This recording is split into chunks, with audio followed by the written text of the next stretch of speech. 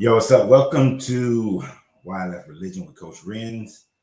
And today we are in our normal Tuesday program of reading this. Actually, what's wrong with the Bible is our normal Tuesday program. And that's where we are today. We are in Numbers. This is going to be some of the most boring chapter, especially number. Well, 7 is the boring. 6 don't make sense, but 7 is going to be interestingly boring. But we're going to go through it. We're going to still plow through it. It's going to be good. We'll make it entertaining to a certain degree and get through that thing. And then, of course, at the end of the reading, we have open discussions about anything, but anything that I can find that is anything that is, not just what I find, anything that I see that's messed up about it, or people take it in the wrong way, or the contradiction, or anything like that, we do point those things out, or if that comes from somebody else's history. There's not a lot of that in this one. This is kind of a setup version. Well, I say setup, but really just other people. Later on, when they're writing more of this story, they link it to these parts to make it seem like it's part of the whole. Like this was the grand plan. But I want to thank everybody for being here. I know I cut y'all short yesterday. We had that 1 hour live yesterday. Won't have a problem with that today. But I hope you appreciated the 2 videos with Kevin Wesley that we did.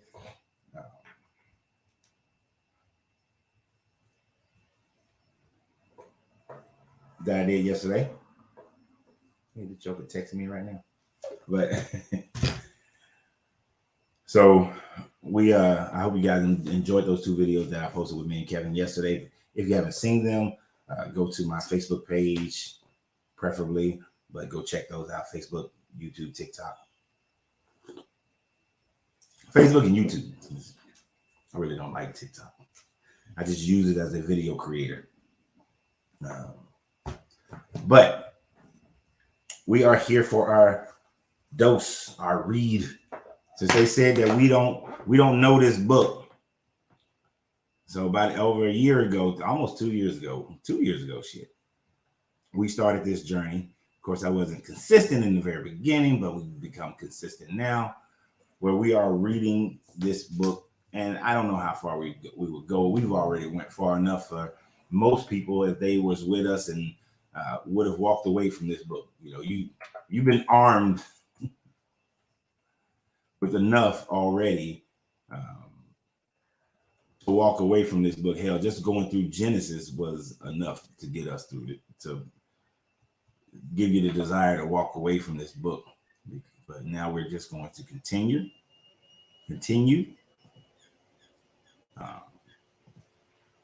In our read, I don't know how far we're going to go. Who is that? Sunny day in St. Kitts and Nevis. I tell you, you try to be nice to people, and this is how they treat you. They constantly remind you about their warm weather. But yes, we'll be going through. We'll get the cigar ready. I got my coffee. Now time for the cigar to be ready. Oh, shit. Y'all did not see that. My butt not paying attention.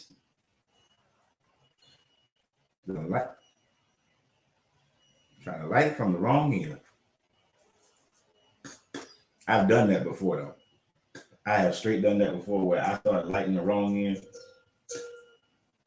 and I wound up smoking the cigar the opposite direction. But I don't think that one.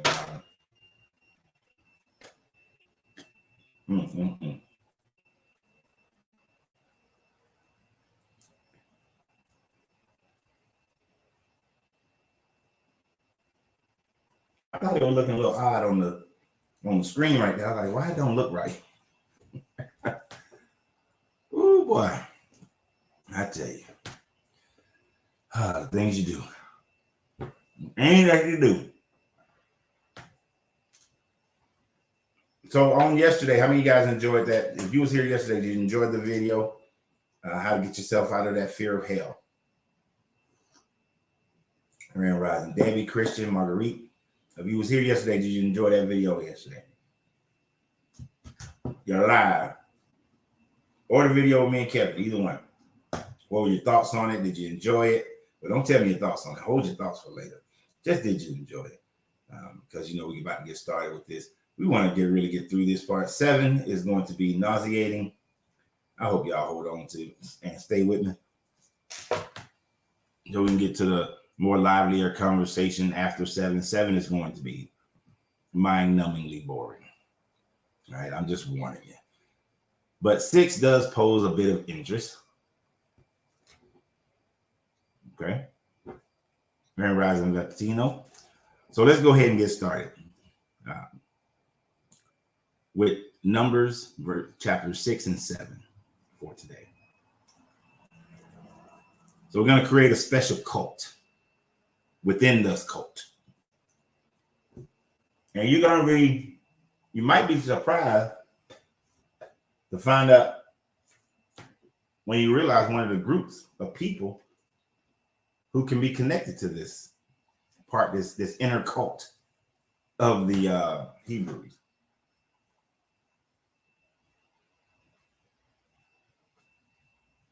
Grand Rising Collie. My bike used to be called, my street bike was called Collie. Remind me to stay humble. From the UK, all right. International. St. Kitts, UK. We be Australian and Canadian in the joke. All right, so let's go ahead and get this reading going. So we can get to our open discussions. Because like I said, this one I don't have a lot for this one, but I don't want to skip anything because I got to stay to my word. We're gonna read. If we start in a book, we're gonna read the book. So the Lord said to Moses, "Speak to the Israelites and say to them, if a man or woman," we're allowing women into this group. If a man or woman wants to make a special vow, a vow of dedication to the Lord as a Nazarite. I know you think Jesus of Nazareth, Jesus the Nazarene. Not necessarily the same. It's a different type of vow. But it's possible that this is a setup for him. But this actually is more of a setup for Samson. If you recall, Samson was a Nazarite. So if we get to that part, we'll see that. But a vow dedication to the Lord as a Nazarite. They must abstain from wine and other fermented drinks, and must not drink vinegar made from wine or other fermented drinks. I don't know who's drinking vinegar like that, but they must not drink grape juice or eat grapes or raisins. That one threw me off a little bit, so I was like, what's the big deal about eating grapes? Now, I do recall, but I could not find it, where this professor was saying that the Sumerians believed that grapes were a fruit that was brought to earth by the Anunnaki. I have no idea, Reverse. We're kind of getting things together now. Actually, while I'm on here, he's on live, and he was like, he's testing a live.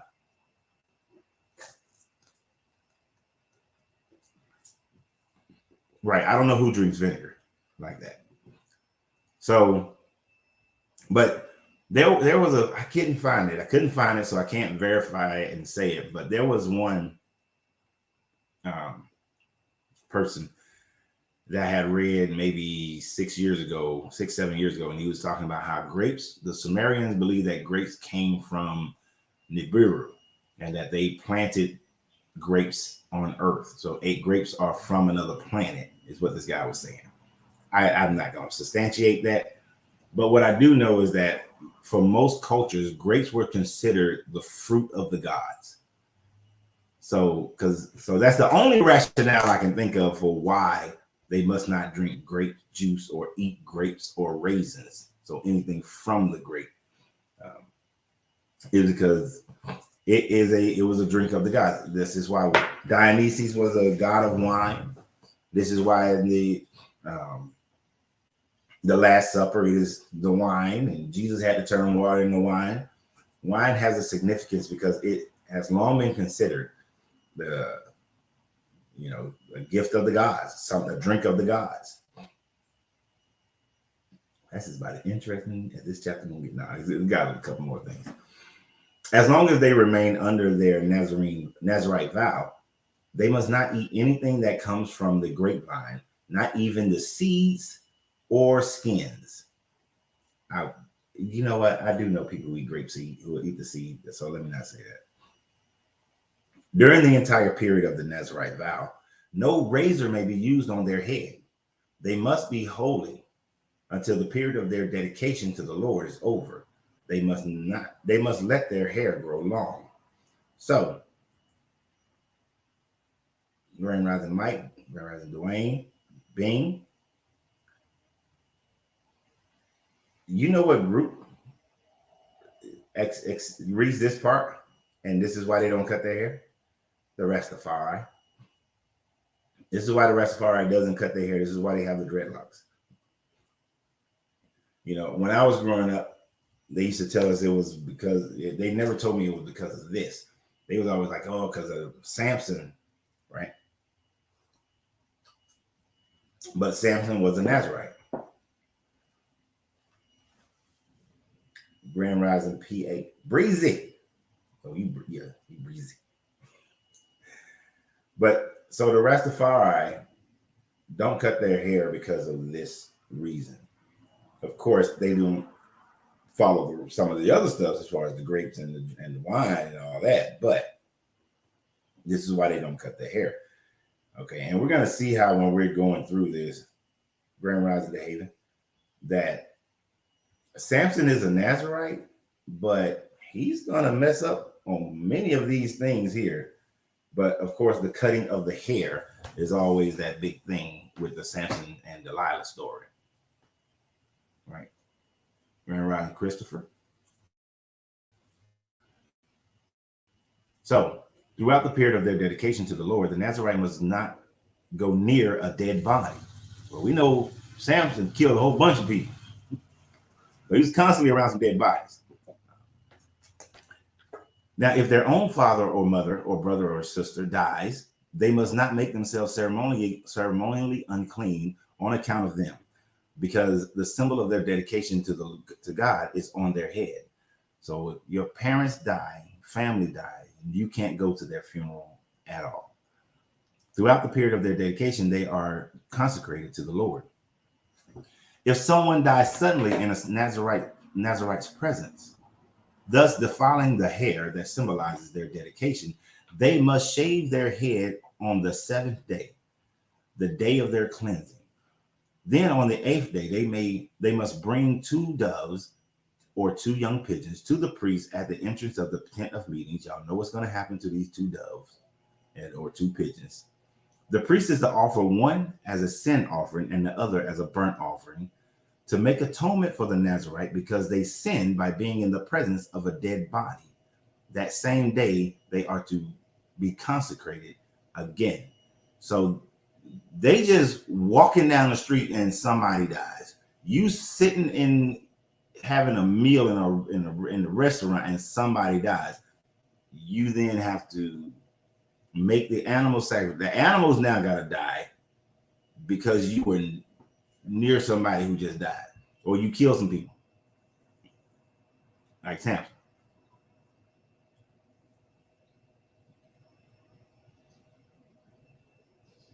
If the Bible isn't true, then how does it predict the future? It doesn't predict the future. People force current events to be attached to the Bible, because through every generation, through every war, they attach it to the same scriptures. Every famine, every plague, every world leader that's horrible, they attach it to the Bible. So it's Like if you made a vague prediction today, you can attach it to anything. But we can get deeper into that after we finish this reading. I'll reverse. Oh, where was I? Actually, I don't know where I was at. And they became defiled during that period of dedication. And oh, where? Boom, right there. So we got to kill some more animals. They must rededicate themselves to the Lord for the same period of dedication and must bring a year-old male lamb as a guilt offering. The previous days do not count because they became defiled during their period of dedication. So they got to start completely over if that happens. Now this is the law of the Nazarite. When the period of the dedication is over, they are to be brought to the entrance of the tent of meetings. There they are to present their offerings to the Lord.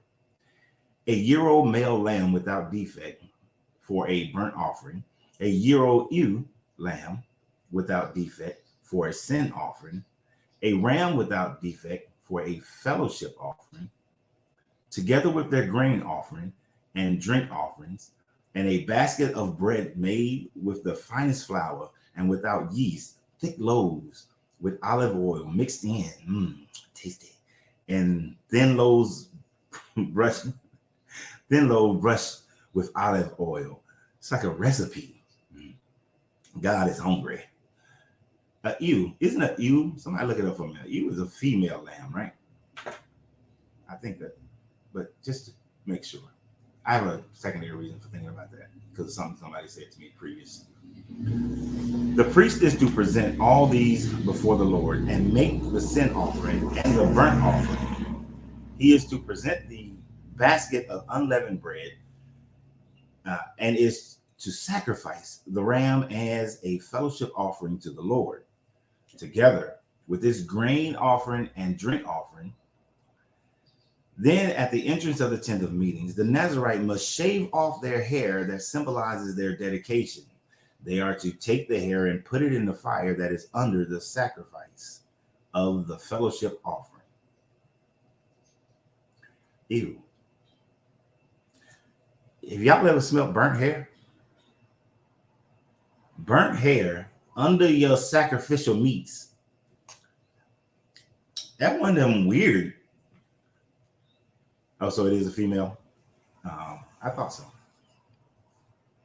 The only reason I thought about that is because somebody had told me that I was debating with someone and they were saying that the God never wanted us. God, every sacrifice to God was always a male, unblemished male animal, lamb. And I was like, no, every lamb wasn't. But I couldn't remember where I had read that, and so seeing it here reminded me, okay, this is at least one of the places that I had read that. So you best believe I'm gonna go back to that conversation and be like, nah, bro, nah.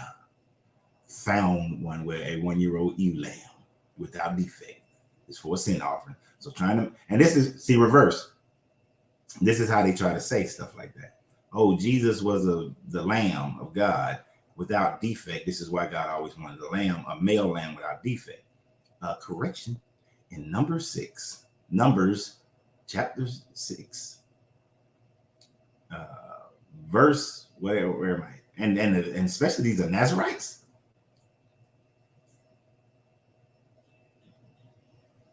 This is a great opportunity. So you say, nope. In verse 14, he wanted a female. And this is not for a sin offering. This is after their dedication time frame is over. Oh, yeah. So you got to remember that one. I got to go back to that conversation, that line of text conversation. All right, so we're going to burn some hair.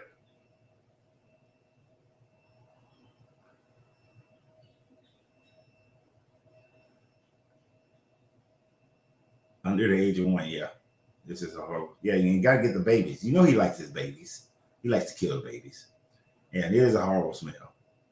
Christopher said hair is an antenna to read people's minds. Skip all the outside all the outside the body stuff and old stuff. Yeah, I've never really accepted that the hair is the antennas and all that stuff. Now, hair is alive in the very first part of it, and hair it recognizes when you're cold, you're hot. It is an antenna to a certain degree, but reading people's mind, I have yet to go for that one.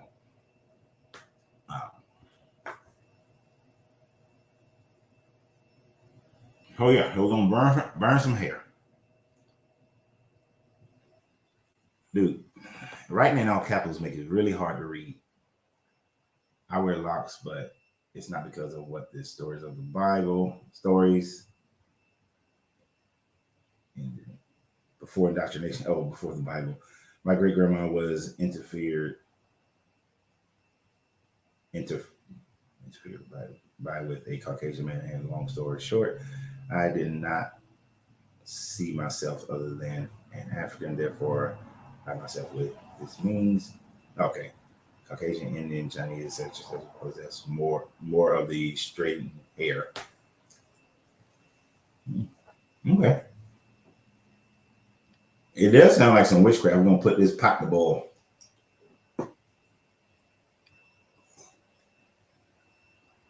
I have them. It's the truth. You can read folks' minds. If you can read people's minds, I can use you, man. Do you know you be the best negotiator at a business meeting?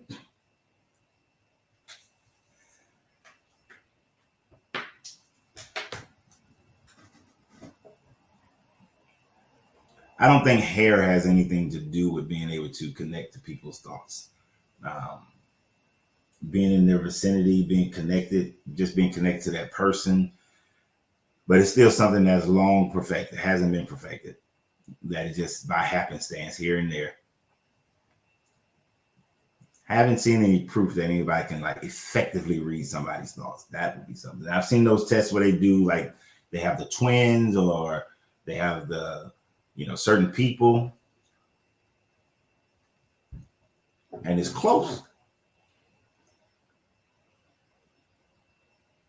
Didn't the God of the Bible kill over 2 million people? Oh yeah. He killed he killed more than that. I think just 2 million might have just been the people that died in the flood. We just did a video where he genocided. We did a lot. We talked about Jericho and he genocided the whole town. But let's continue. Let's continue in this one. Let's finish this read. Y'all be trying to get me sideways before we get to the finish of the read. Then we can go in all directions. All right. Next time you're gonna bring your favorite bread. Bring it. So we burning some hair underneath the meat offering to make the meat taste nasty. Got it. The priest is to present all of these before the Lord and make the sin offering and the burnt offering. He is to present the basket of unleavened bread and is to sacrifice a ram as a fellowship offering to the Lord, together with its grain offering and drink offering. Then at the entrance of the tent of meeting, the Nazarite must shave off their hair that symbolizes their dedication. They are to take the hair and put it in the fire that is under the sacrifice of the fellowship offering. After the Nazarite have shaved off their hair and symbolizes their dedication, the priest is to place in their hands a boiled shoulder of the ram, and one thick loaf and one thin loaf from the basket made without yeast. The priest shall then wave these before the Lord as a wave offering. You know, every time that the wave offering is the only thing I can think of. They are holy and belong to the priest, together with the breast that are waved and the thigh that was presented. After that, the Nazarite may drink wine. This is the law of the Nazarites whose vows offering to the Lord in accordance with their dedication, in addition to whatever else they can afford. They must fulfill the vows they have made according to the law of the Nazarite. Why? The only purpose I see of this is so that the priest can get some more stuff. The Nazirite person doesn't get to be anything other than a person that gets to walk around and be holy. Skip out on some funerals, can't be around dead people, just to make the people like, oh, that's a Nazirite. He's really dedicated to the Lord. Look at him. Look at her. There's no sex thing that they can do all the sex stuff they want to do. There's no prohibition on sex. And normally this book would have said, oh, they can't have intimacy for a year or whatever. But this is just a year of saying, I'm not going to drink wine or cut my hair. That's it. Or be around dead bodies. That's pretty much it. There ain't nothing special about this one, except that at the end of it, or if they mess up, and of course, if you just walk around, there's going to be some dead bodies every here and there. The priest gets some more stuff. This is a scam. This is the only way I see this. Being a Nazirite is you get an extra scam from all the other scamming that goes on. That's it. Grand Rising Jeremy. You here, man? Okay, we started a little late. We started real late today.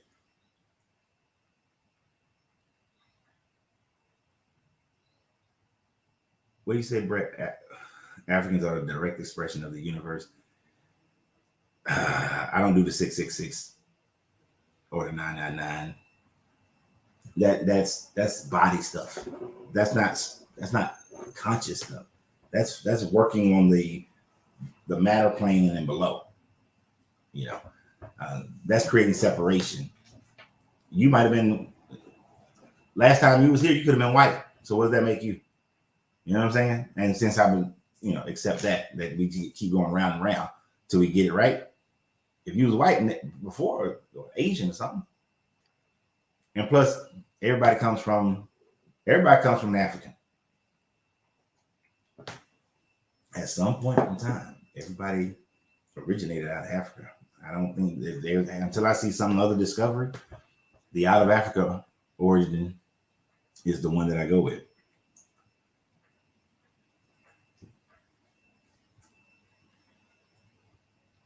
Grand Rising Norman.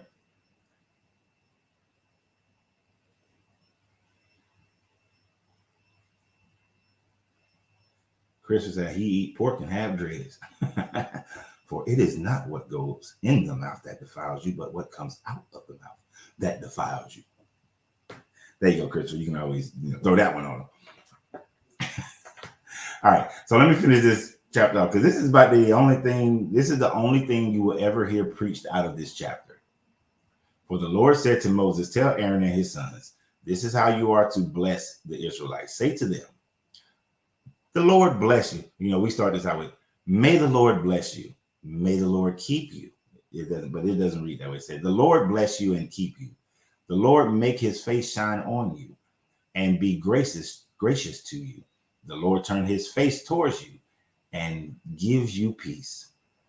So they will put my name on the Israelites and I will bless them. So you guys have heard, may the Lord bless you. May the Lord keep you. May the Lord make his face shine upon you. May the Lord be gracious to you. May the Lord turn his face towards you. And may the Lord give you peace. That's a common blessing prayer that I've heard, that I've seen and heard. All right. So that is chapter 6. That was the best part of this read today. I'm gonna tell you right now. That's the best this read go get. The rest of this part of this read is 89 verses, and there's a part of me that's gonna say, okay, but we're gonna make this work in true reality, because otherwise, y'all are going to fall asleep, or y'all gonna be like, okay, I'm gonna go away and get me some Skittles. Let me go to the restroom. Because he'll be reading the same shit by the time I come back. Because this is one of the ultimate cut and paste books in this Bible. But we'll start out without the cut and paste. When Moses finished setting up the tabernacle, he anointed and consecrated it and all its furnishings. I'm so glad they didn't say, and he put this here as he was told. He put that there. I'm glad they didn't do all of that. Just skipped it over, right? Um, he also anointed and consecrated the altar and all its utensils. Then the leaders of Israel, the heads of the family, who were the tribal leaders in charge of those who were counted, made offerings. They brought as their gifts before the Lord 6 covered carts and 12 oxen, an ox from each leader and a cart from every 2. These are presented before the tabernacle.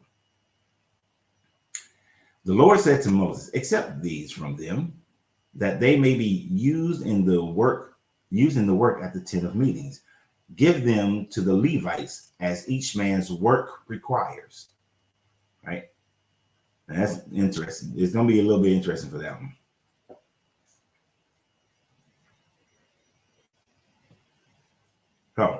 So Moses took the carts and oxen and gave them to the Levites.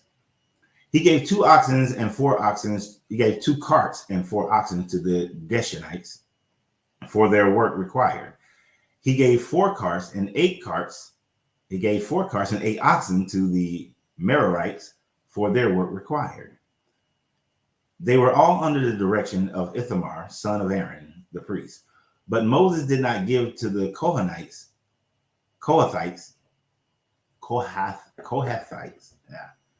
because they were to carry on their shoulders the holy things for which they were responsible. It's kind of messed up. You think somebody would give some pillows or something, dedicate some pillows, since the Kohathites got to carry the stuff, but they only get some oxen, because there's a lot of stuff inside though that they got to carry. But put it on their shoulders. That's what the book said earlier. When the altar was anointed, the leaders brought their offerings for the dedication and presented them before the altar. For the Lord has said to Moses, each day one leader is to bring his offerings for the dedication to the altar. All right, so now these laws are not just for Jews; those laws are for everybody. Because there's a part in Matthew that says you got to keep all the commandments. So these laws for everybody.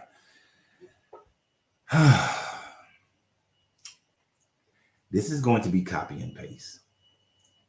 I'm gonna read a couple of the copy and paste just to verify that this is copy and paste. I am not going to read all of this, because have you guys ever heard the song The 12 Days of Christmas? I'm sure you have. On the first day of Christmas, my true love gave to me. Y'all heard that song. All right. This is the 12 tribes of Israel, 12 days of Christmas, giving the same damn gifts. Could you imagine being a scribe and you got to write the same words over and over? You got to if you was doing it in a tablet, which they didn't do, or you got to write this out. You remember when you was in school and you got in trouble and I will not talk in class, and you had to write that 100 times or 1,000 times? Or I used to get them thousands, 1,000 times and turn it in by Friday. Yeah. But you play around and wait till the night before. Yeah, that was me. The hands was hurting. All right. So I'm gonna read a couple of them just to verify that this is copy and paste.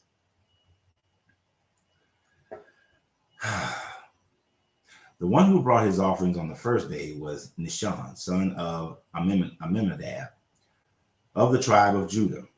His offering was 1 silver plate weighing 130 shekels, and 1 silver sparkling bowl weighing 70 shekels, both according to the sanctuary shekel, each filled with the finest flour, mixed with olive oil as a grain offering. 1 gold dish weighing 10 shekels, filled with incense. 1 young bull, 1 ram, 1 male lamb, a year old, for a burnt offering.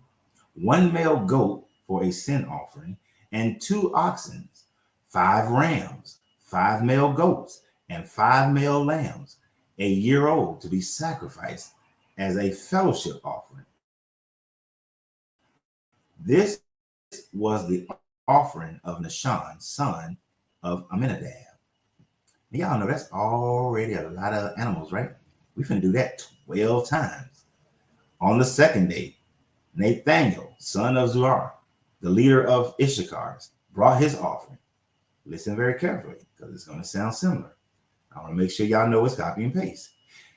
The offering he brought was 1 silver plate weighing 130 shekels and 1 silver sparkling bowl weighing 70 shekels, according to the sanctuary shekel, each filled with the finest flour mixed with olive oil as a grain offering, 1 gold dish weighing 10 shekels filled with incense, 1 young bull, 1 ram, 1 male lamb, 1 year-old, 1 male lamb, a year old for a burnt offering, 1 male goat for a sin offering, and 2 oxen, 5 rams, 5 male goats, and 5 male lambs a year old for the sacrifice as a fellowship offering. This was the offering of Nathaniel, son of Zuar. Got to do it at least 3 times, right? On the 3rd day of Christmas, Eliab, son of Helon, brought to me. Now, Eliab, the leader of the people of Zebulun, brought his offering. His offering was 1 silver plate weighing 130 shekels and 1 silver sparkling bowl weighing 70 shekels, both according to the sanctuary shekel, each filled with the finest flour mixed with olive oil as a grain offering, 1 gold dish weighing 10 shekels, filled with incense, 1 young bull, 1 ram, and 1 male lamb a year old for a burnt offering, 1 male goat for a sin offering, and 2 oxen, 5 rams, 5 male goats, and 5 male lambs a year old to be sacrificed as a fellowship offering. This was the offering of Eliab, son of Helon. All right, so they do this 12 times. They got the 4th day. The 4th day is, and the different leaders, the different tribal leaders are the ones who's doing this. The leaders that we talked about earlier. So we got the 12 days of offering of the same exact offering from all 12 tribes. And that goes all the way down until you get to verse 84. You can go back and read it to verify it if you want to, but I will not put you guys through the pain of having me just say the same thing, just changing the names at the beginning of the sacrifice and at the end of the sacrifice. But it's the same sacrifice. Matter of fact, they know it's boring. Who wrote this? Moses didn't write it. It's unknown who literally first started telling the oral traditional story, because Moses couldn't have written it, because then he'd been writing it as ghost. He'd been a true ghost writer. Because some of these things, as we go into Deuteronomy, is after his death. He's writing about his own death. He can't do that. But it is most likely the scribes of the court of Hezekiah began the writing, continued through Josiah, and was finished up by Ezra after the Babylonian captivity, when he went and read the law to the people and made sure that they was going to do it this way in Jerusalem after Darius. Yeah, Darius released him. So to finish off this chapter at 84, but y'all go back, check it. It's the same goddamn thing. We did it 3 times. If 3 times it's the same, trust me, it's the rest of it is exactly the same. But it's going to tally it all up for us so that you can get the scope of all the animals that they're killing just for this God, because he likes his barbecue. These were the offerings of the Israelite leaders for the dedication of the altar when it was anointed. Now, they could have just said this part. I think they could have skipped all of that, but I guess everybody want to hear that their tribe being mentioned and make sure that their tribe participated. But they could have just skipped down to here. So these are the offerings of the leaders, Israelite leaders, for the dedication of the altar when it was anointed. 12 silver plates, 12 silver sparkling bowls with 12 gold dishes, each silver plate weighing 130 shekels, and each sparkling bowl 70 shekels. Altogether, the silver dishes weighed 2,400 shekels. The priest gonna get a nice, according to the sanctuary shekel. Y'all know this is going to the Levites. You know the priest getting this. This them getting that money. The 12 gold dishes filled with incense, weighing 10 shekels each, according to the sanctuary shekel. Altogether, the gold dishes weighed 120 shekels. Get that money. The total number of animals for the burnt offering came to the 12 young bulls, 12 rams, 12 male lambs, a year old, together with their grain offerings. 12 male goats were used as a sin offering. The total number of animals for the sacrifice of the fellowship offering came to 24 oxen, 60 rams, 60 male goats, and 60 male lambs a year old. These were the offerings for the dedication of the altar after it was anointed. When Moses entered the tent of meetings to speak with the Lord, he heard the voice speaking, and he heard the voice speaking to him from between the two cherubims above the above the atonement cover of the ark of the covenant law. In this way, the Lord spoke to him. So now, remember the cherubims are on the sides, and so there's a voice coming from in between it. And this is how the Lord is going to speak to Moses at this point, after he got this big feeding. 60 rams, 60 male goats, 60 lambs a year old. That's just for the offering for the anointing of the altar. That's a whole lot of blood. That's a whole lot of animals being killed for what? Now, I'm not vegetarian. I would never join PETA or anything like that. But come on, man. Come on. That's cruel. And most of it just gonna get burnt. Remember the burnt offering? They just burn that. That's for the Lord. It smells good. The rest of it, the priest's supposed to eat. But those two chapters are relatively. That chapter 7 is a little boring to me. It doesn't hold a lot. It's not all that interesting. It just shows the level of animal sacrifice that these people are doing and what they're dedicating to some invisible deity that's supposed to consume this food by the burning of it all. And then the priests are getting all this other stuff. This is why these priests, they can teach people and tell people that they're supposed to have all these nice things. You're supposed to bring all these things to the priests. We don't do it in cattle and things of that nature today, because they will teach that those things represented money. And it did. Those things did represent money back in the day. But they also had money. But they would give gold and they would give silver and they gave things precious metals. So for these priests to be able to say that we can get money is actually a true thing. I know a lot of people will teach in deconstructing that tithing is not money. But in all honesty, the equivalency of tithing back then, it is money. It is financial, right? It is the thing that make the pastors be able to live. So, Grand Rising Donald, and I don't know if I said it to you, Mike, for Grand Rising. So it is acceptable, but this book teaches them to give so much to these priesthood that the priesthood are very, very well off. But it is done so because of the nepotism between Moses and his brother Aaron. It starts out really.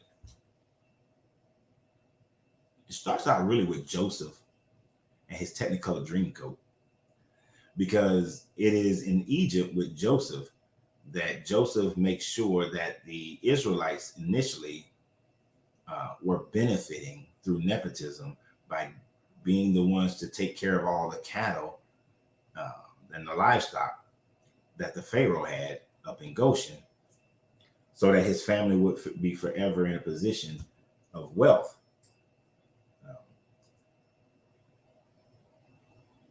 Because I'm going to go back, because if you guys remember, That's what Joseph did. He said he told Pharaoh that my brothers are coming and they're great at livestock handling. And handling livestock was seen as a lower caste position for the Egyptians. So the Kemetic people of that day, the Nubio-Kemetics. So they was up there until they getting all Pharaoh's livestock. Now think about when the 7 years of famine and 7 years of feast. Every time they was taking, they was first taking 10%, taking a percentage. But then remember when they was going through the famine part, people were selling their livestock to Pharaoh, which was going to the Israelites up in Goshen. Goshen. Not Goshen. Yeah, up in Goshen. So Joseph set up the whole thing to create this nepotism within his own group.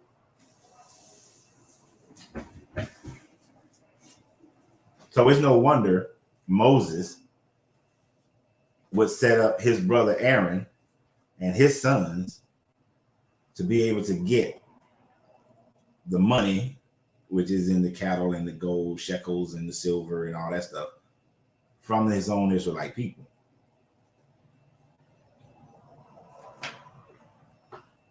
So the rich keep getting richer within the net system of nepotism in this priesthood.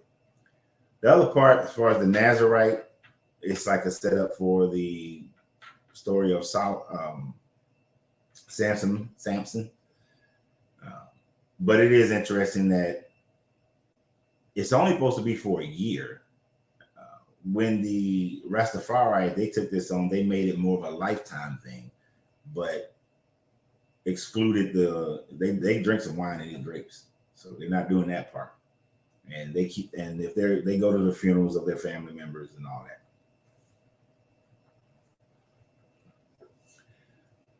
But this one didn't have too much stuff in it. But I can't skip a chapter. I skipped all that cut and paste, but I showed y'all that it's cut and paste. This is probably why there's so many mistakes within this Bible, because you've been cutting and pasting and writing all this stuff. And this is done by hand. It's ridiculous.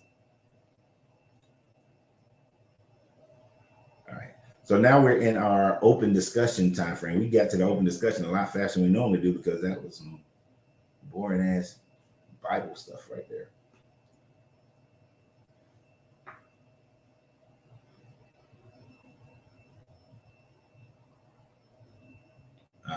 So whatever other subject matters you guys want to talk about, if there were things that you wanted to talk about from yesterday, because I know we only did that one for an hour, then I'm very, very open to that one. Oh, I wanted to show you what was it? I think it was, what is that?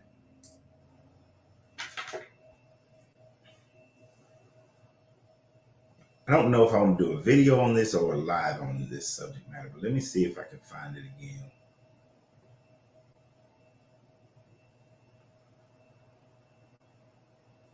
I said Matthew, but in this video, as a correction, I think it would be a correction.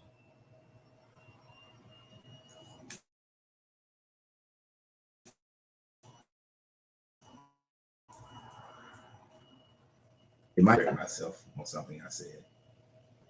Let me check.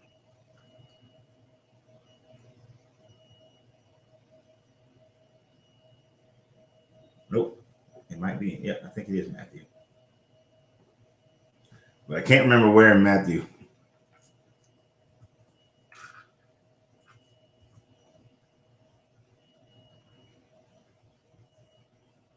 It is 18.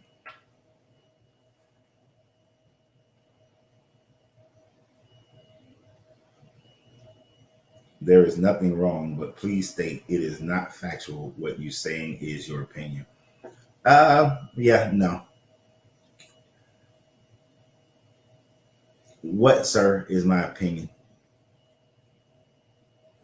What is my opinion? Some things are not down to it. That's the problem. That actually is the problem.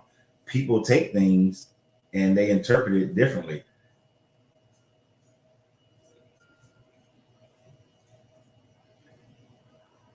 It is not an opinion to say that Joseph set up his family in a system of nepotism when they came to Egypt. He made sure that his brothers were taken care of in Goshen by taking all the cattle. That's not an opinion. That's what he said in the book.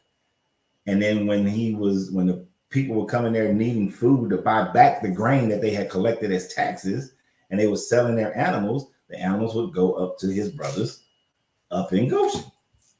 That's just what the book says, not an interpretation, not an opinion. That's what the book says. That's what your book says.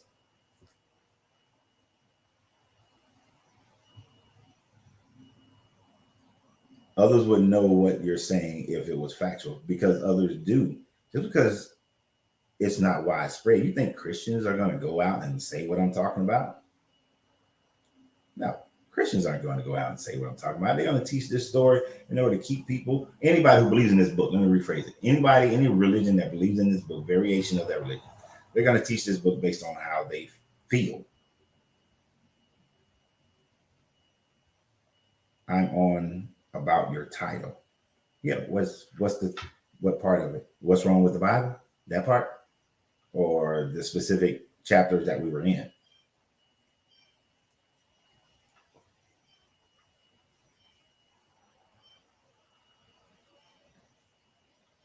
And here's another thing. I don't know. I would say your first name wrong.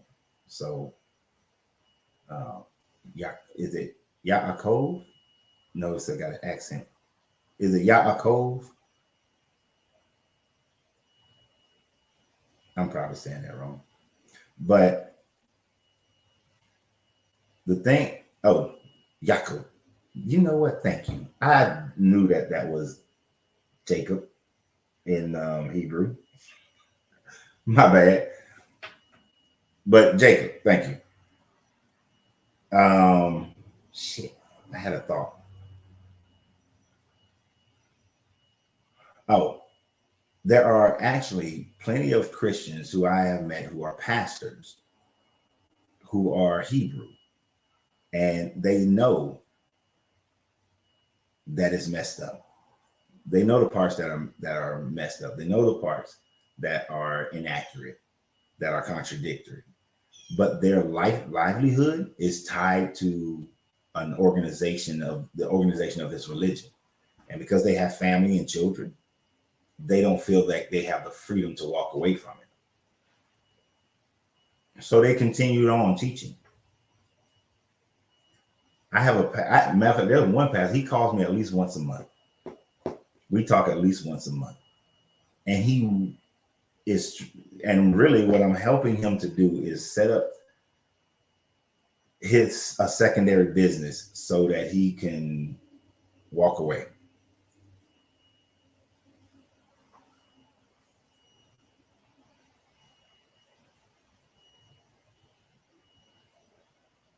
And this book is, Echo. It is filled with falsehoods designed to control people.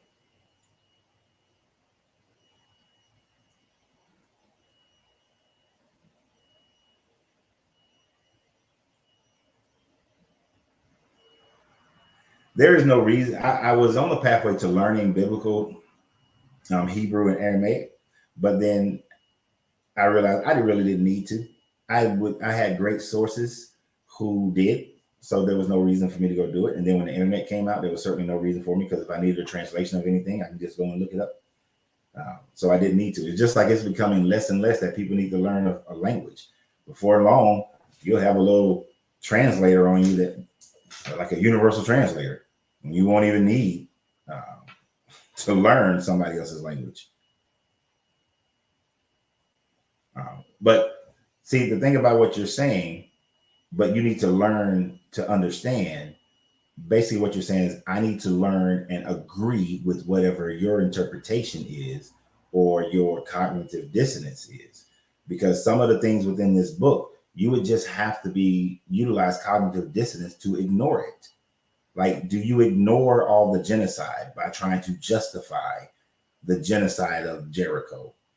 Do you ignore the treatment of women? Do you ignore the slavery? Do you ignore the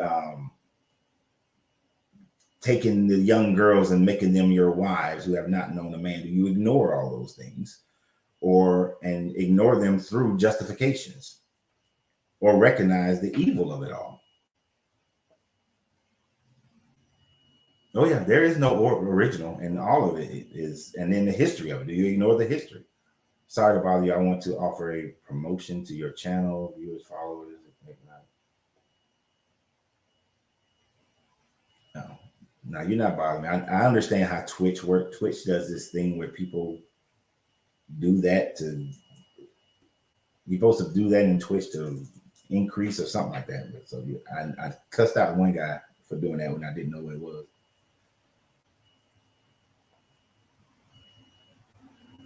Coach, what do you see as the most important in life?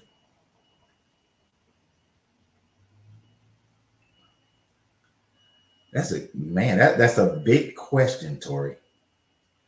That is a big question. Most important in life. See, some people will be like, oh, what you give to the world.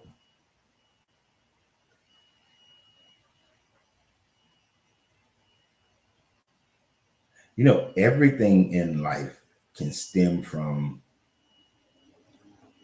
you coming into an understanding of who you are and the universe around you, and raising and increasing that increasing your conscious state. That's the most important thing in life.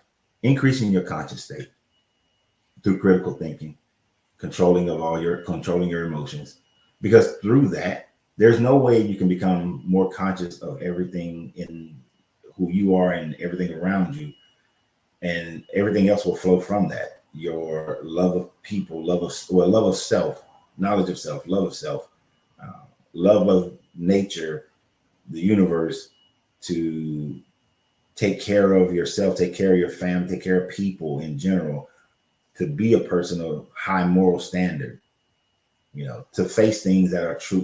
Things just are what they are. That, I would say, is the highest one, most important.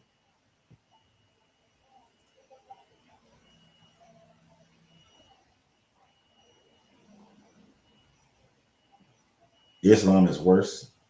A slave doesn't mean slave. It's like a butler.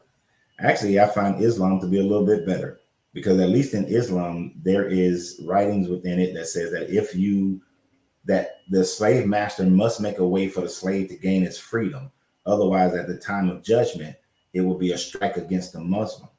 So they're at least they trying to allow for the slave to get out of his slavery. Christian is Hebrew chattel slavery. You can make them property for life.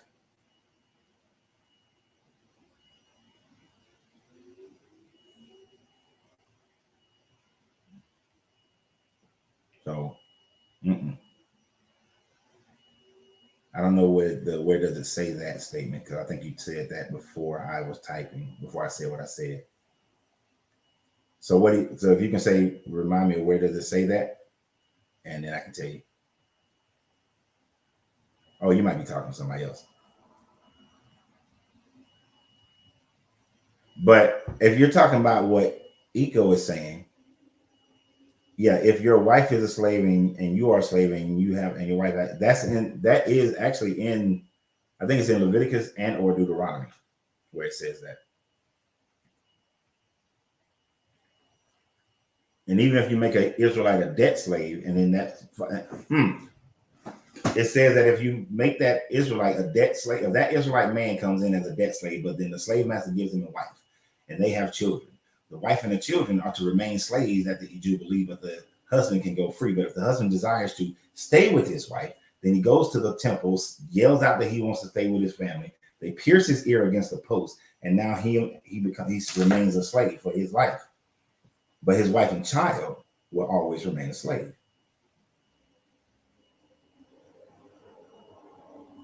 And we read that one. So since we read that one already, that's in Leviticus. I think that might be Leviticus 25.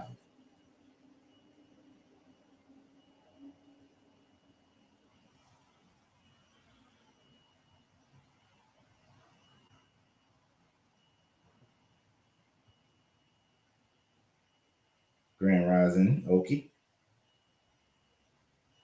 Grand Rising Brett. For you is your relationship to God and my relationship to everyone else most important, coach. That would be pretty much what I'm saying. If you put it when I say the universe, that's what I mean. Like I mean you can phrase that in the same mindset. The only way that you can understand if we agree that there is a creative mind, the only way we can gain any closeness to it or understanding of it is to understand nature.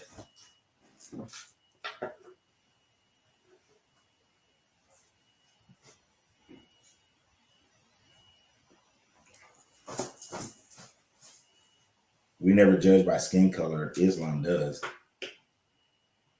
A bullshit. A bullshit.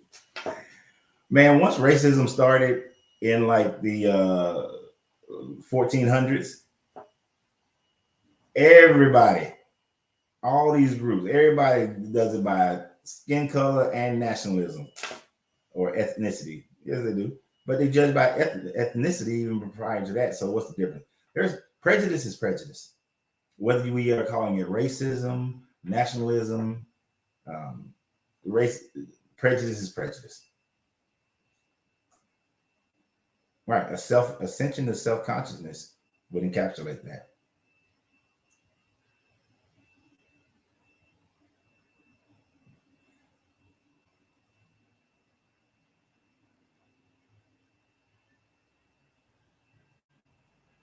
Yeah, being fully conscious.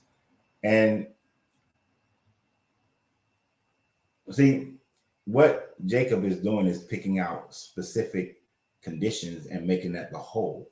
But no, if a Jewish slave, Israelite slave marries, gets a wife, is given a wife, his children become slaves and they are slave for life.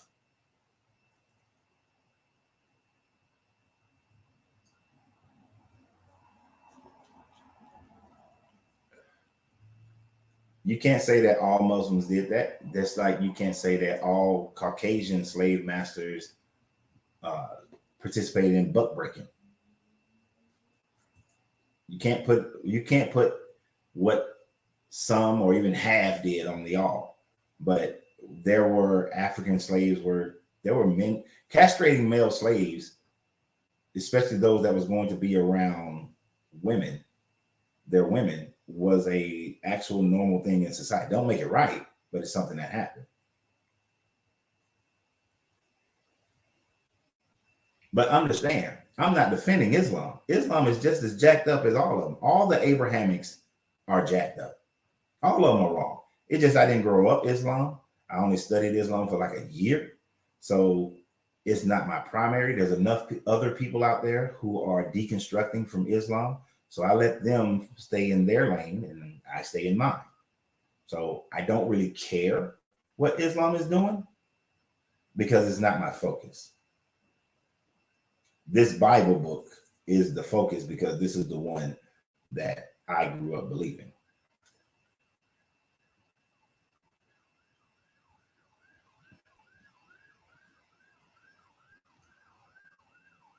Why does this guy keep hiding himself? Well, back in the day, he didn't hide himself. According to this book, he was very apparent.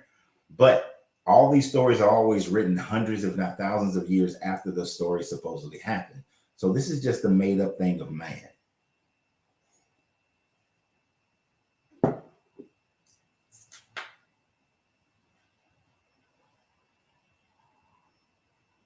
Who were the first to have slaves? Arabs were, then Europe.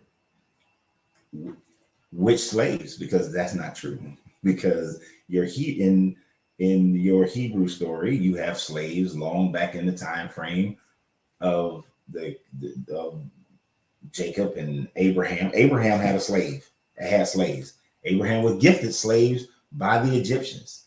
So the Egyptians, the Kemetic, Nubio-Kemetics, they had slaves. Slavery was a common practice, like as common as farming. So all these people have had slaves on this side of the planet. On the whole planet. There's very few societies that never had we can't find any instances of slavery.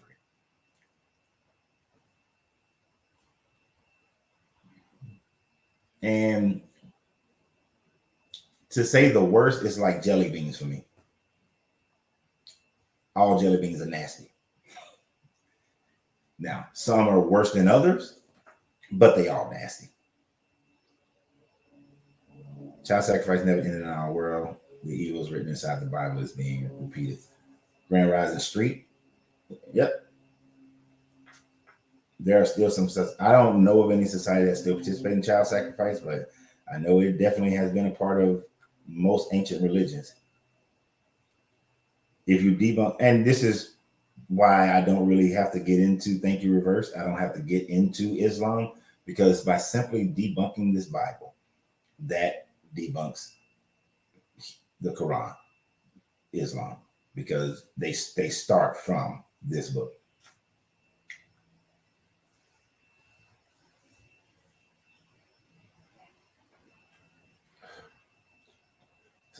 You know, I don't know if you're a black man or not, Jacob, but y'all try to make it seem like the Bible. The reason why y'all want to say slave in the Bible is not the same thing is because you want to clean up the messed up things from that history.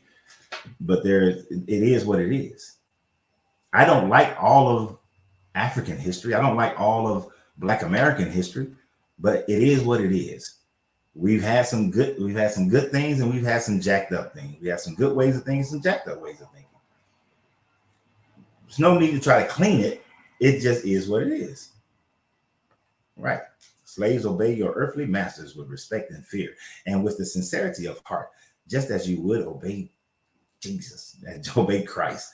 Obey them not only to win their favor when their eye is on you, but as slaves. I'm pretty sure you continue probably somewhere, but I know it says whether they are good or cruel, to separate and create the issue. Africans sold Africans, Arabs sold the Africans, then Europe, and it shows what's correct. Do you know who William Wilberforce was? I've heard the name a long time ago. I can't remember, but what does it matter who sold who? The fact of the matter is that any deity, any God that says that slavery and got rules for slavery, there's only one rule any God should ever have for slavery. Don't have any at all. Period. Point blank. No slaves. No one should be owned by anyone. That's the only rule that any God should ever make when it comes to slavery. So it doesn't matter. I don't care. That in itself is a lower moral stance than I would have if I was the God of this world.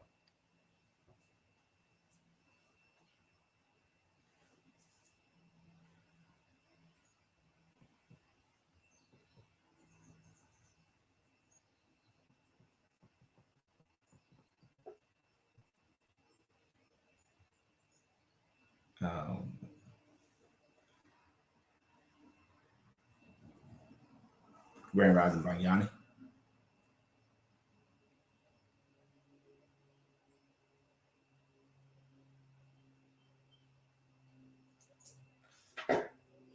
Language is easy to, you can move language around to deceive people very easily. Right. There were slaves back in the time of Sumer in Mesopotamia. And I'm pretty sure as we continue to excavate Göbekli Tepe, they'll probably find some instances of slavery there, which would put slavery back to at least 8,000, 9,000 years ago.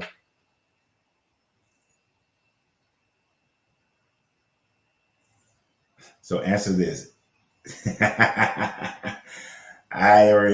Yes, we talked about this before when we talk about language. We actually, this was a live like maybe a week or two ago, maybe a week ago. And then me and Angelina talked about it. Gay 50 years ago have the same meaning as it does now. No, it doesn't. They're right. That's your point. Okay, that's fine. But the context, so gay meant happy, right? 50 years ago. And I think it meant something else even longer before that. I forgot what me and Angelina had found out about it. But here's the point. The context of Leviticus 25 is that from foreigners who live amongst you and from foreign nations, you can buy them as slaves, as property. It says you can buy them as property. That means you own them. And then you can pass them down as an inheritance to your children because they're property. So you're owning a person. So the context, you could change what the word slave or servant mean all day long. But when you buy somebody as property forever, for the entire life, that is slavery because the other person owns them. You could try to clean it up all you want, but it just means that you own them. And this is what I'm saying, Jacob. You cannot agree with me because you have the cognitive dissonance going on that causes you to try to justify this in some form or fashion. That way you can stay with this religion because it is how you derive your sense of morality and happiness of life and your belief in going to some heaven and avoiding some, well, if you're Hebrew, it should just be oblivion.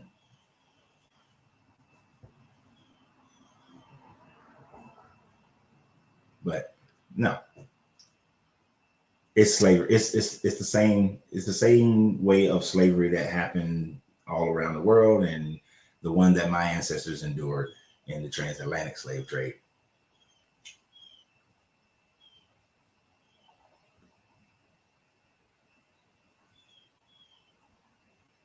Yep. Who win favor when their eyes is on you, but as a slave of Christ, doing the will of God from your heart. Serve wholeheartedly as if you were serving the Lord. I'll be damned.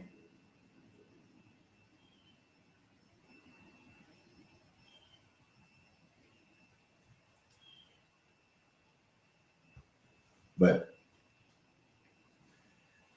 this book has something good every now and then, like what Tori is saying. I think this is okay in Psalms 82:6, and Jesus kind of repeat this.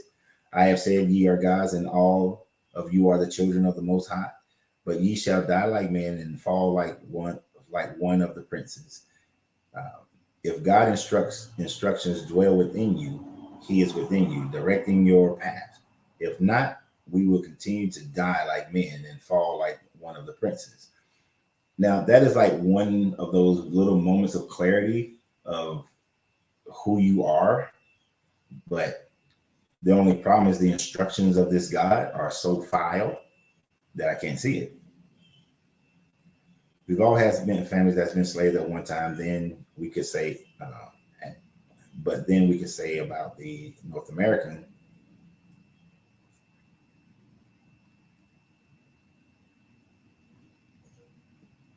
Okay, your sentence kind of. Let me see if I can figure that out.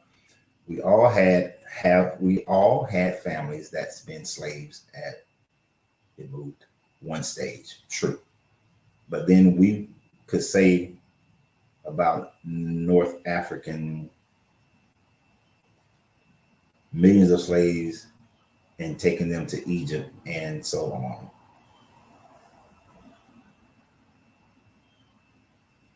I'm not exactly sure. I think you seem like you're so focused on the trans-Sahara slave trade to make it seem like it was worse than any other slave trade to verify or validate your slave trade, the slavery in the Bible. But it doesn't matter. Slavery is slavery no matter how you slice it, if I'm understanding you correctly. But we should all, as Brett be saying, looking inside ourselves and not outside ourselves. What's your position on how and why the transatlantic slave trade happens? Well, transatlantic slave trade happened for a couple of reasons. Now, before there was the transatlantic slave trade, there was pretty much for a very short time frame. There was the trans-Mediterranean slave trade.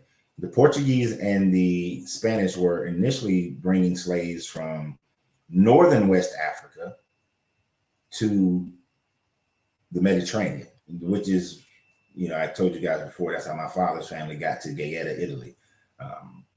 And they were bringing them there. But then as they started going to the Americas after 1492, they started going to the Americas, and that discovery, after a while in the mid 1500s, you had two papal bulls that said that go and grab these people and make them into your slaves for life. And this is when the late 1500s, when they were really, the colonies in the Americas were starting to build up. And so they started that slave trade, because the first workers that they grabbed were the indigenous people. And then after the indigenous people, they brought poor Europeans and criminals. And then the papal bulls were like, nah, go get them. The main reason the papal bulls said go get them is because they was trying to get Spain and Portugal to stop fighting so they can fight the Muslims to try to regain the Holy Land. So, but it was all for resources and money.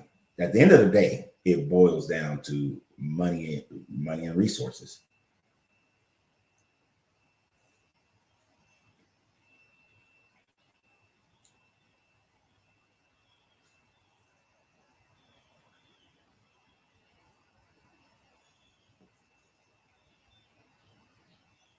But why do we see African Muslim countries? Because the Muslim did the same thing, the trans-Sahara slave trade. Convert them to Islam or I kill you. Convert to Islam or I kill your kid or I kill your parents.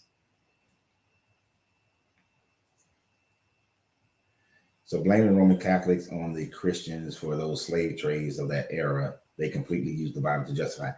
Not just the Roman Catholics. You got the Anglican Church did the same thing, whether it was King Henry VIII, and then I know Mary went back to Catholicism, but then James went back to the Anglican Church and to Protestantism. The Protestants did the same thing. Hell, half of the slaves in the Americas, especially in the South, they were Protestants. So just Bible readers, period. Well, Bible believers, period, utilize the Bible for their slavery. But yes, the Pope was the one who gave a big push to it and made it legal religiously.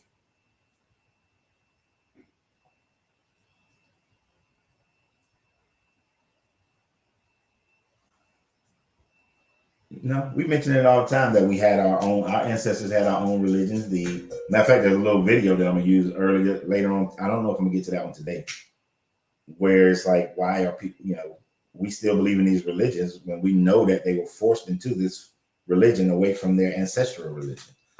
But they all did it. The Muslims did it. The Christians did it. They forced people out of their indigenous religion into their religion. It was a form of control.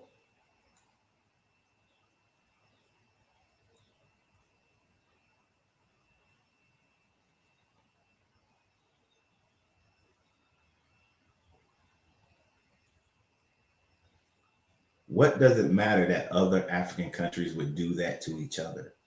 So what? That's like a white man's escape out of his own situation, or any other country's escape out of their own situation, of their own bad behavior, I should say. It doesn't matter. Did Africans sold other Africans? Did Africans have wars against each other? So what? So did the British. So did the French. They fought each other for a long ass time. What does that matter? That doesn't negate the genocides that any other group has done to another group.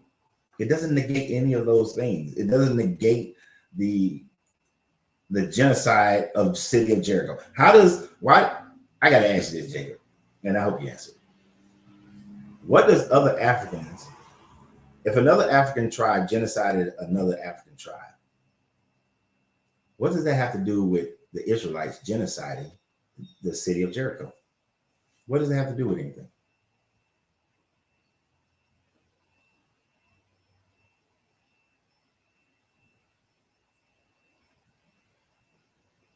it does provide good confusion.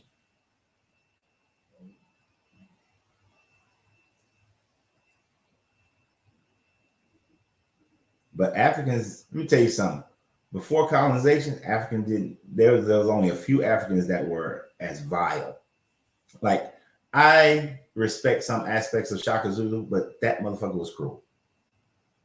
He was cruel as hell. But that transatlantic slave trade was a whole nother thing. That colonization, the African scramble, was a whole nother thing. Leopold in the Congo, 10 million people, that's a whole nother thing.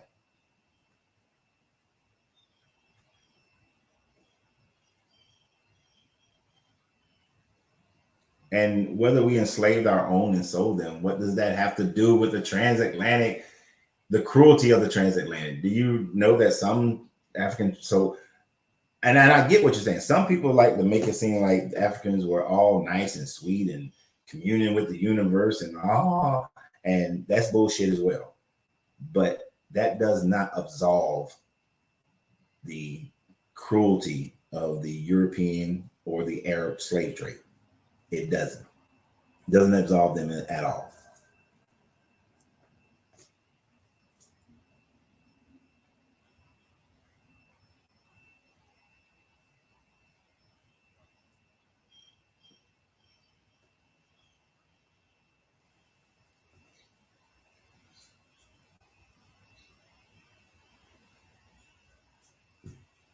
So I don't even know. That line is irrelevant to me.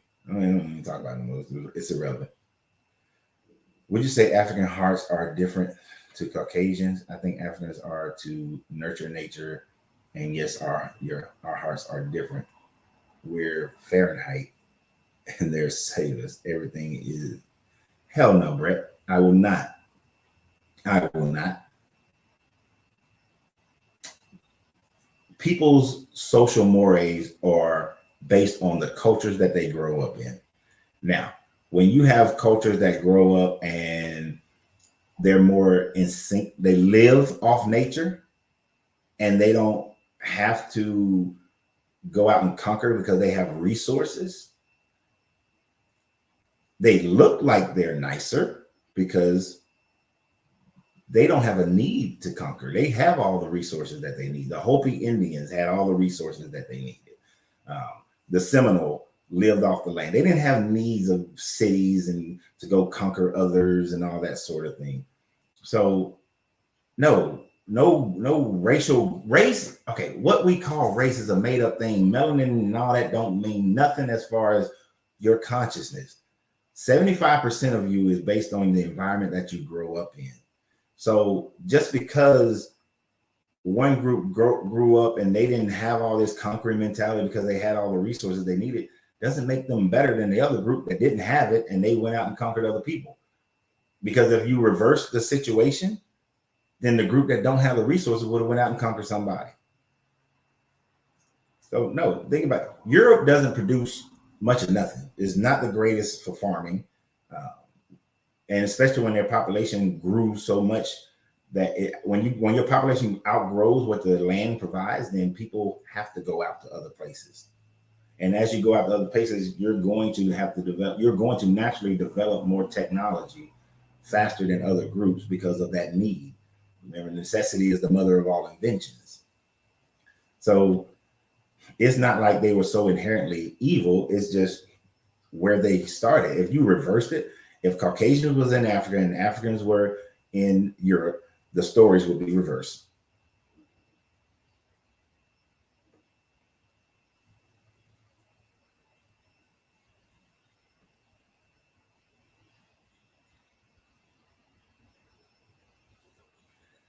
There's no point in reading what you're saying, Jacob, about those. Yes, they were part of the slave. They sold slaves. Okay. All right. Did they strip them of their religion when they got to the Americas? Did they beat them and strip them of their names? Did they force them to be breeders? Did they rape them? Did they buck break them? Did they beat them to death? Did they then instill Jim Crow laws after it was over? Did they do any of those things? No.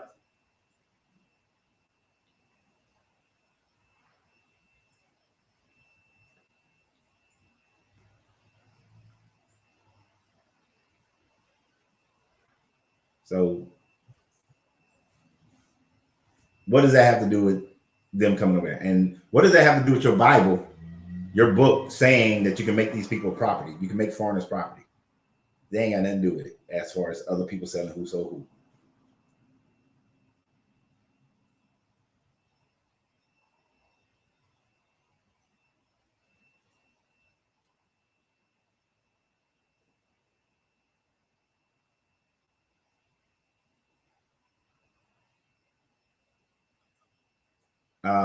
Yes, some Americans did castrate them.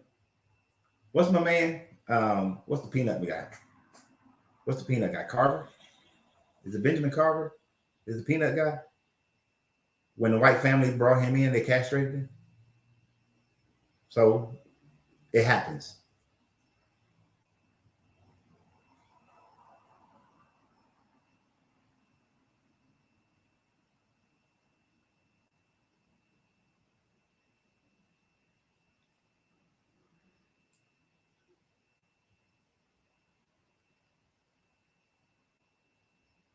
No, I don't think that's a difference between melanin and lack thereof. I think that's something that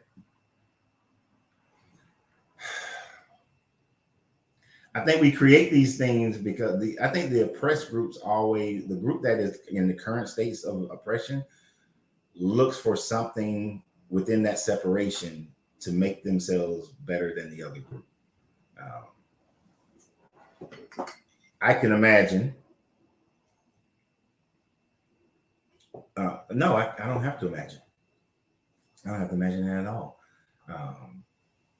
Because when the northern Kemetic people were controlled by the Kushite people, they thought that they were under their rule. They looked at the Kushite people's darkness as something evil, right? When the people of Britannia was conquered by the Romans, the people of Britannia looked at the slight darkness of the Romans as something evil. George Washington Carver, thank you. I called him Benjamin Carver, didn't I?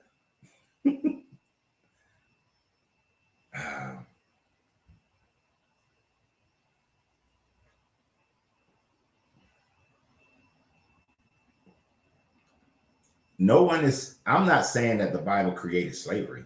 I'm just saying the Bible was used to justify slavery by the European Christian, just like the Quran was used to justify slavery for the Arabs.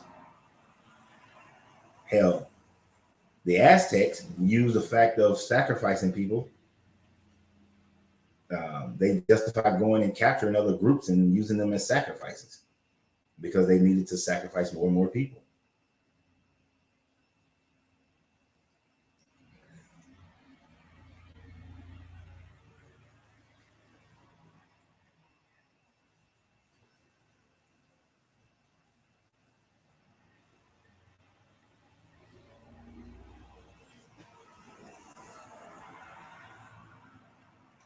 There you go. The so-called white slavery was by Turks, not Europeans. Ottoman Empire, Muslim Empire. No, the Romans enslaved Britannia during the time frame of Julius Caesar. You see, you can always pick a point in history that fits your narrative. The Romans enslaved the Britons. They also enslaved Germania. Many of the people from Germania. The Romans enslaved everybody. Anybody in Rome can be a citizen, and during the Roman Empire, anybody could be a Roman citizen. Anybody could be a slave. It didn't matter. Now, naturally born Roman citizens from those who were in Italy were looked upon more special, but anybody could be a Roman citizen, and anybody could be a slave. you could be born a Roman citizen and become a slave for life. So they enslaved everybody.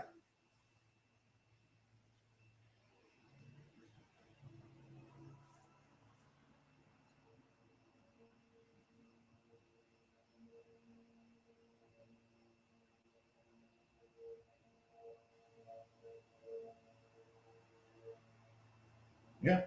Genghis Khan enslaved some people too. He enslaved some white folks. But so what? We're not comparing slavery. And here's the thing: all slavery is wrong. If you was writing a Bible today, Jacob, you writing the Bible, would you give rules for slavery, or would you just say no man should own another man? It's a simple question. If you was writing a Bible today with your level of morality, would you say no man should own any man, or would you give rules for slavery? Really that simple. Because that's all that's the thinking that is lacking in people who are in religions. You're trying to just, and you're doing exactly what I said that you would do when I first started addressing you. That you are purposely trying to justify your book, the slavery in your book, by saying that, well, we didn't start it.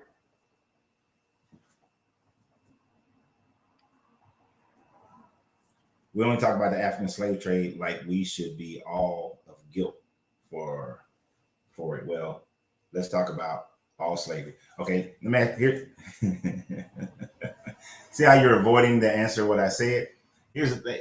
You're avoiding the answer what I said because you know you don't want to say that your morality is greater than your deity in your book.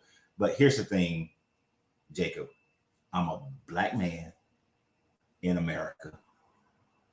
My ancestors were enslaved in America by Europeans. My ancestors came from the Dogons and from the Yoruba in Nigeria. So why would I give attention to slaveries that didn't affect me and my family and my present day? And yes, it affects my present day. And Jim Crow still affects my present day.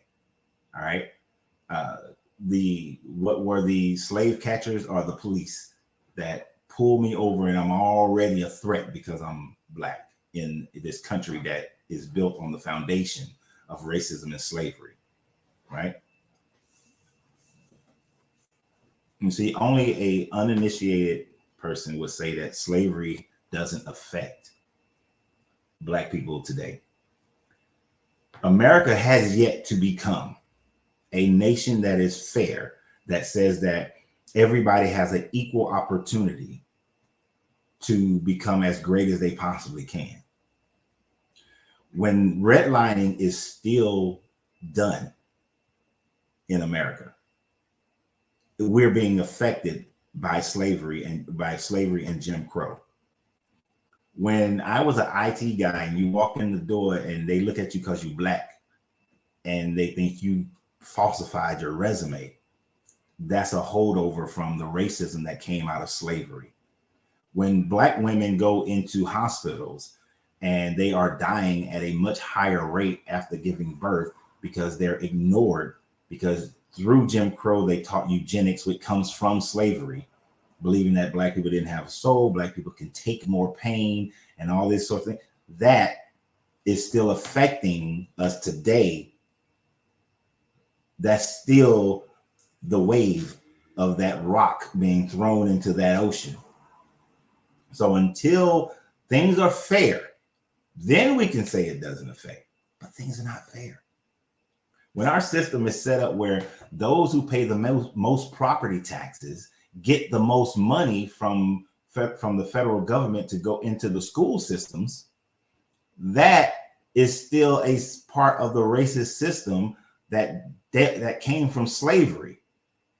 Because now the poor schools where there are the majority of minorities, those with the majority of minorities are in poor poor areas. So their property taxes are lower. So their schools get less money. Those are holdovers from racism, from slavery.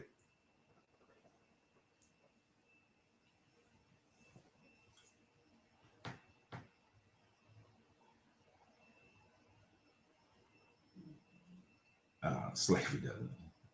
I don't agree. Blacks do well in America, and UK and in the Middle Eastern or African states see what quality of life is. Why do people?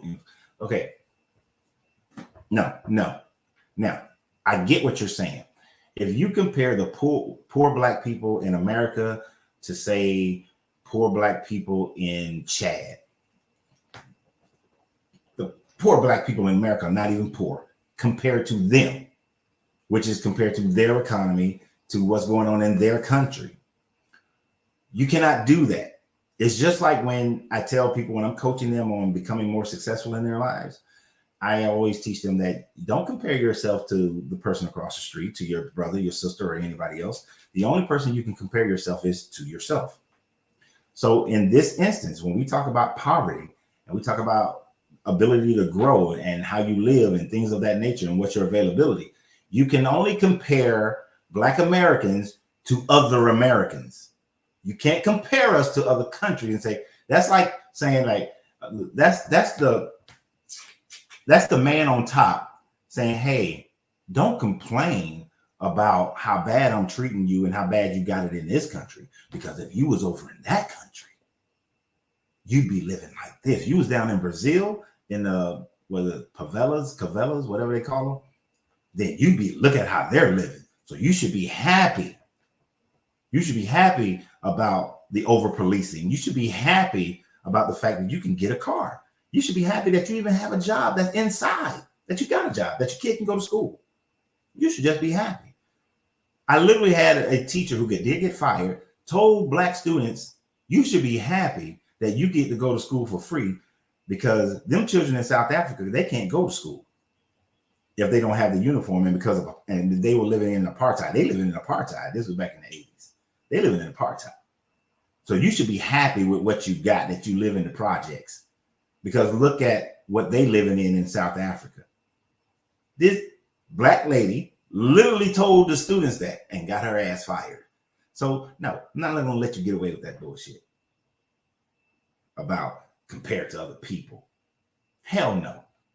The little white kid on the north side of Atlanta has a greater opportunity in education from day one than a little Black kid on the south side of Atlanta. That shit is not fair, and that should not happen.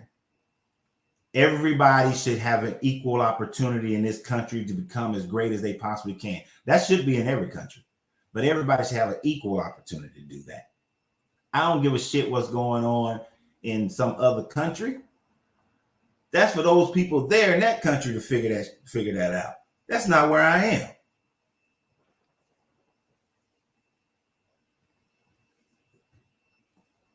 So to hell with that.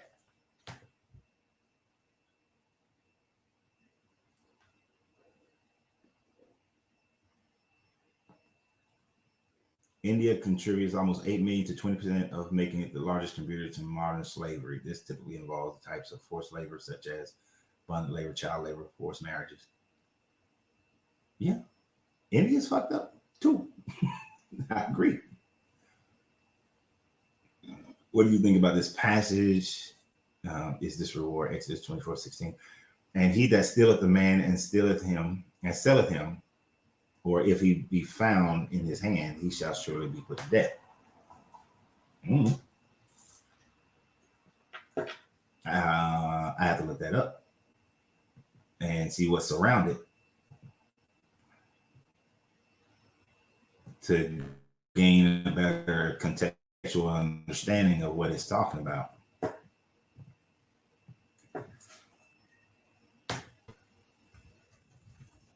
I know we read this one before because we've already done Exodus. And if you want to go back and see some of the other ones that we've done, then this is where it's on a playlist in If you go to YouTube, there's a playlist, and you can find What's Wrong with the Bible, Exodus, and you'll be able to see all the old ones. All right, these are the laws you have to set before them. If the Hebrew buys a servant, he's to serve for 6 years and 6 years, along with the wife, and come and go with him. Oh, here's your thing, Grand Rising Texas Goddess, how you doing? I'm going to read this part for Jacob's sake when he talked about what that asked questioning about children slaves. This is what I was talking about.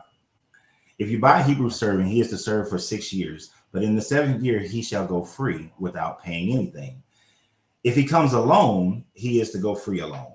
But if he has a wife, when he comes, she shall go with him. If his master gives him a wife and she bears him sons or daughters, the woman and her children shall belong to her master, and only the man shall go free. So the child is still a slave. But if the servant declares, I love my master, my wife, my children, and do not want to go free, then the master must take him before the judges. He shall take him to the door of the doorpost and pierce his ear with an awl. Then he will be his servant for life, because the wife and the children are already servants for life. And so now this is talking about a Hebrew slave. So now the Hebrew slave who was supposed to go free is now a slave for life as well. If a man sells his daughter as a servant, she shall not go free as a male servant do. So daughters do not go free. If a man sells his daughter, and this is a Hebrew daughter, because we know how this book don't like women. If she does not please the master who has selected him for her for himself, he must let her be redeemed. So she can be bought back. But he has no right to sell her to foreigners. Can't sell anybody outside of another Hebrew, because he has broken faith with her. Then I got it on. If he selects her for his sons, he must grant her the rights of a daughter. So now she becomes a daughter, but she's still a slave wife. If he marries another woman, he must not deprive the first one of the food, clothing, and marital rights. So got to feed her, got to clothe her, got to give her some pum pum, got to give her some ping ping. If he does not provide for her with these three things, she is to go free of any payments. Anyone who strikes a person under a fatal blow, however, anyone who attacks father and mother, all right. So that anyone who kidnaps someone is to be put to death, whether the victim has been sold or is still in the kidnapper's possession. This whole chapter here is talking about Hebrew to Hebrew. This has nothing to do with what you are doing to foreigners. So when they try to say that when the Europeans went in and they started kidnapping people, when the Arabs went in and started kidnapping people, that's not what this chapter is saying that they shouldn't do to foreigners. This is what you shouldn't do to other Hebrews. This entire chapter is related to Hebrew to Hebrew laws. It ain't got nothing to do with what you do to foreigners, because they give you a whole nother thing for foreigners. So that's my thought on that one. When they try to use that one to say that the Europeans were wrong, that they were going against the Bible. No, another European shouldn't kidnap another European.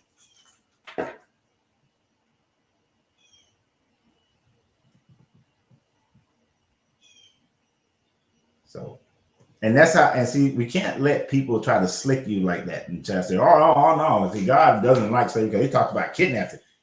Hebrew to Hebrew. That's not talking about what you do to foreigners.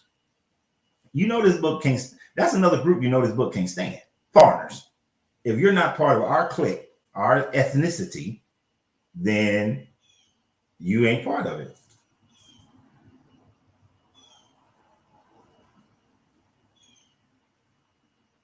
Oh yeah, there are parts. And see, here's the thing. This is what makes your book contradicted, Jacob.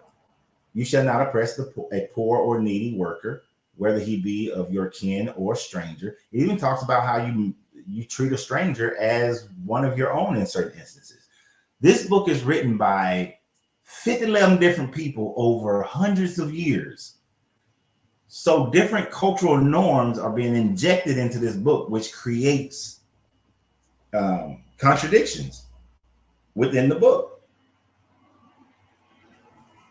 So when the book tells you that you can buy and sell foreigners, but then says that don't oppress the poor and needy, whether they be kin or foreigners, that's a contradiction. When it says don't oppress the poor or needy workers, whether they be yours or your kin, look at how they treated the Canaanites. Look at how they treated the people of Jericho, the people of Gilead. Look at how they treated the Amorites and the Hittites. No. It contradicts it because different people writing at different times. But you try to make it seem like all of this was written with the same mindset. But the Bible demonstrates that it's not written with the same mindset or cultural mindset.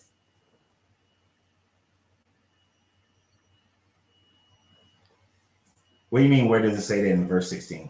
Where does it say that it's talking about just Hebrew to Hebrew? The entire chapter is Hebrew to Hebrew.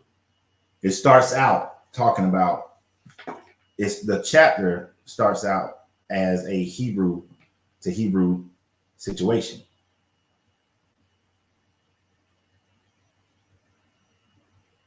And you have to, and when you look at, let me see, let me make sure if I say it. Because it starts out, if you buy a Hebrew servant. And these are the laws that he's giving to them when they're out in the middle of the desert. So the overwhelming majority of the laws in Exodus are laws to be kept Hebrew to Hebrew. Before that was your 10 Commandments and your idols and all that. So all of these are laws that they're giving for Hebrew people towards each other.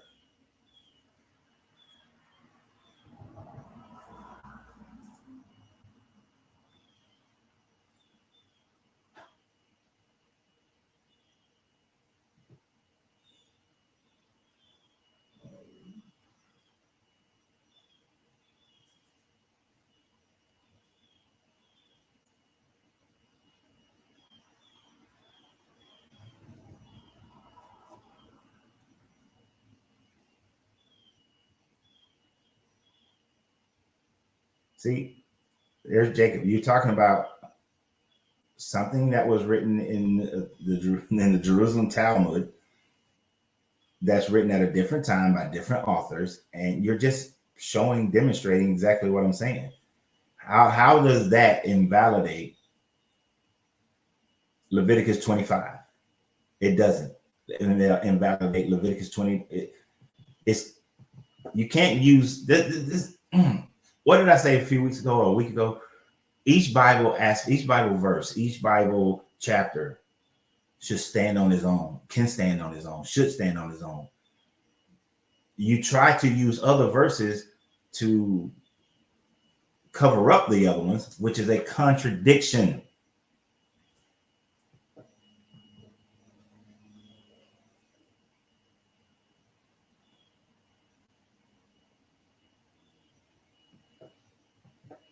Okay, even if you say it means a worker or servant, you are a servant for life as property. What do you call property? When you own somebody, what is that? When you own another person, what is that called? No matter what time frame of human history, what is it called when you own someone as property? Because you can play your language game all day. But at the end of the day, what does owning another person mean?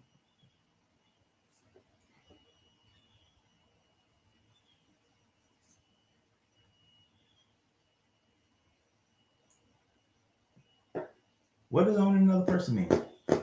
Slave.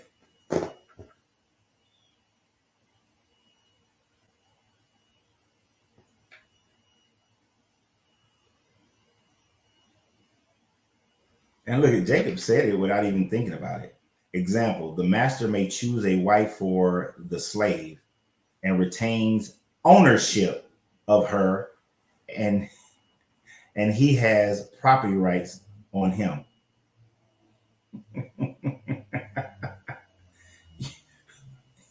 Ownership. if you own another person as property rights, it's called slavery. I don't care if you're nice to them. I don't care if you pay them. It's slavery. And you still have yet to answer my question, Jacob. If you was writing a moral guide for the world to follow today, would you give rules for slavery, for ownership of people, or would you say that no one should own someone else? You want me to answer your questions, and I keep answering them, most of them. I'm trying to be attentive to everybody. But you refuse to answer that one.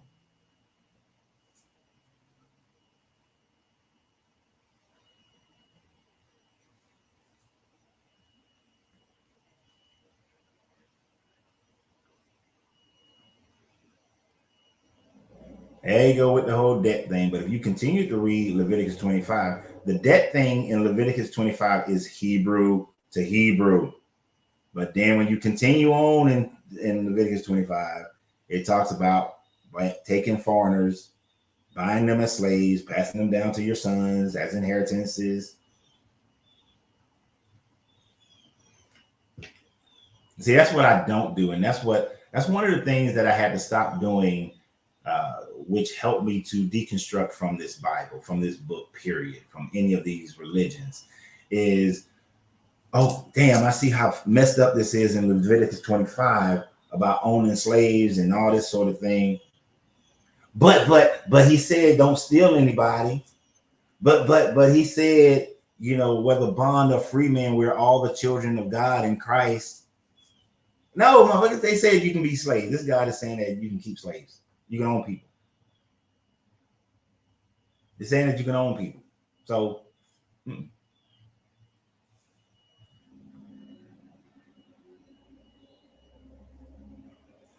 and like morally, prisoners of war.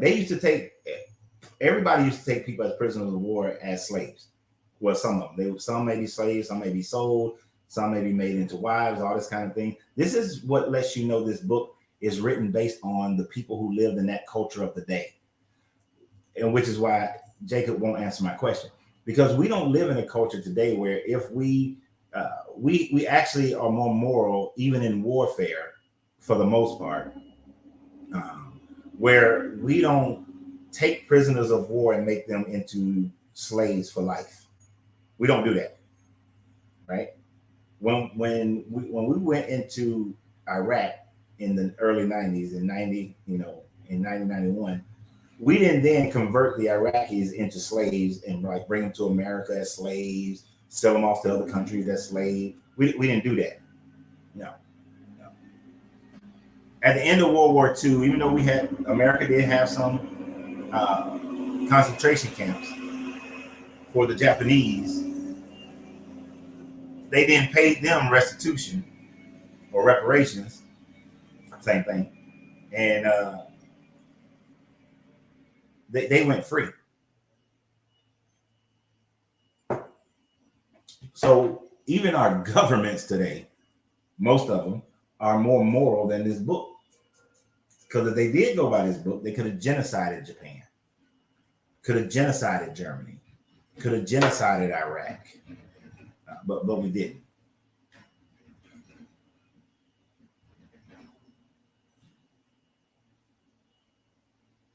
Yep, and still just won't answer the question. I'm done. I'm done, Jacob.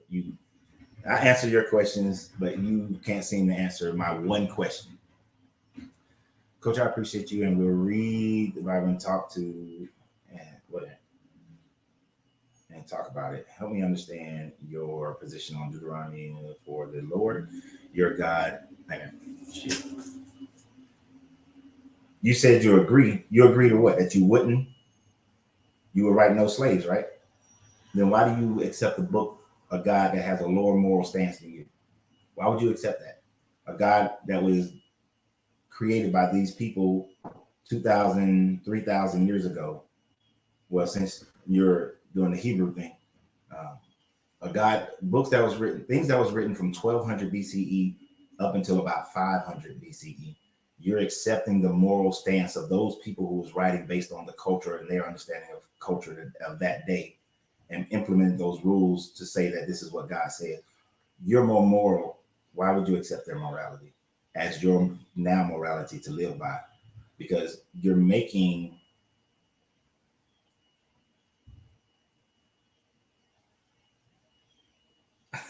I don't agree with right. You're making cognitive dissonant statements to justify it because you want to believe. Okay, so basically, you're saying that you wouldn't put slavery in there, but you look at slavery, you're making their slavery different than what it really was, than what they're really saying. Gotcha. I appreciate you, and we'll read the Bible. What is it in Deuteronomy 17? For the Lord your God is God of gods, and the Lord and Lord of lords, a great God, a mighty and a terrible, which regardeth not person nor taketh reward. He doth execute the judgment of the fatherless and the widows, and loveth the stranger. He give him food and raiment. Love ye therefore the stranger, for ye were strangers in the land of Egypt.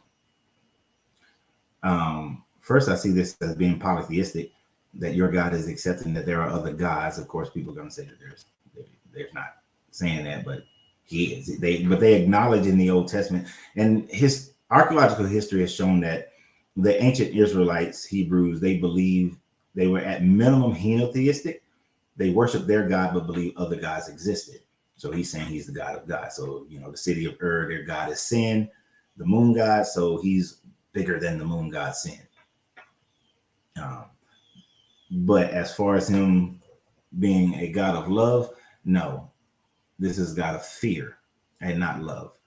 And it's a good thing to say, love your strangers, for you were strangers in the land of Egypt, which they immediately contradict throughout Deuteronomy, as they are conquering people who were living peacefully in the land. And yes, they believe that they deserve this land and were supposed to be given this land.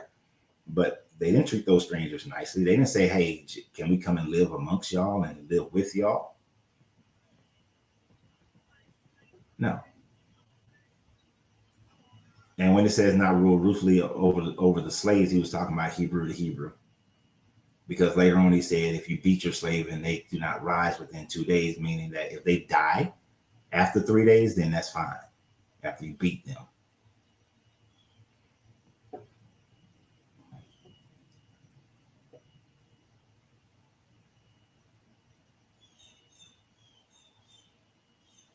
Can you explain your Reverend Gino? Oh, that video? So when you look at the different types of gods, so the first gentleman was using the term Jehovah and was saying Jehovah was not God, was not El. Gino was saying that God's name is Jehovah, but Gino was reading it from the King James version, which used the term Jehovah. But when you look at the NIV, it says Lord, capital Lord, and anytime you have Lord, you look at the Hebrew, that was El Shaddai. When we look at Hebrew and it said El Shaddai. El Shaddai stems from El Elyon, or all the El God, the El, which go back to the fact that Genesis was pretty much copying the Sumerians. That's Enlil. That represents Enlil. Now, when the priesthood was writing it, the Yahweh was writing it, they changed the name to Yahweh.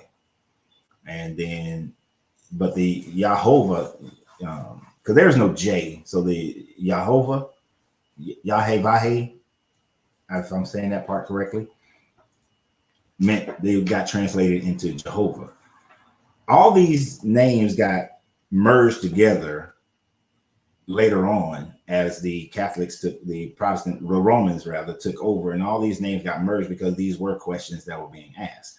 But if you look at them from the standpoint of when they was written, they're talking about different deities and giving different names. But the many different gods is just the pantheon of the Sumerians that later got merged into the one God.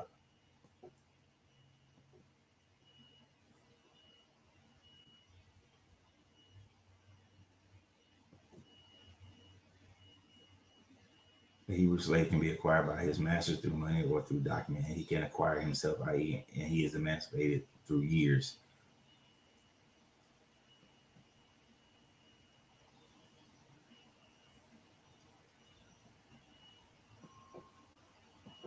Oh, y'all talking to each other. Good.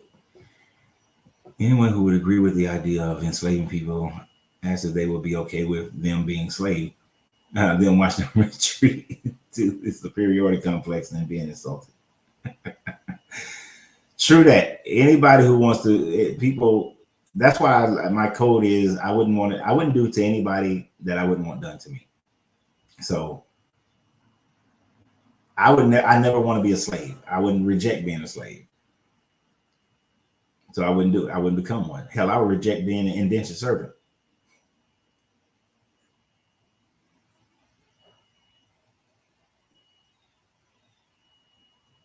What's the purpose of stone on your right? Oh, this is hematite. My children bought this for me. My girls bought this for me for my birthday because they know I like rings and I like the iron. I mean the copper ring. So this is a hematite stone. I think hematite is supposed to just hold energy. I don't know. And I mean, I do know, but I can't remember. I don't focus on that type of stuff too much.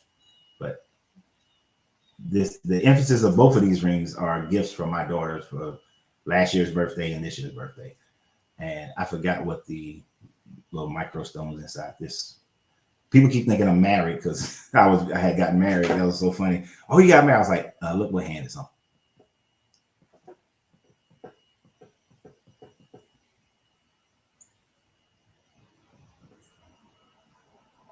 His sacred name became Yahweh when the Yahweh started writing it in the 700s through the 500s.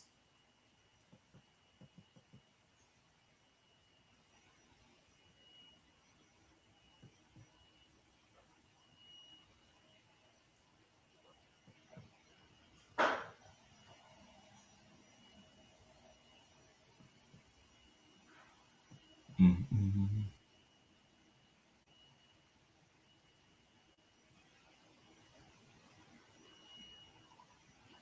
Infinity stones, boy. You don't want me to have the infinity stone.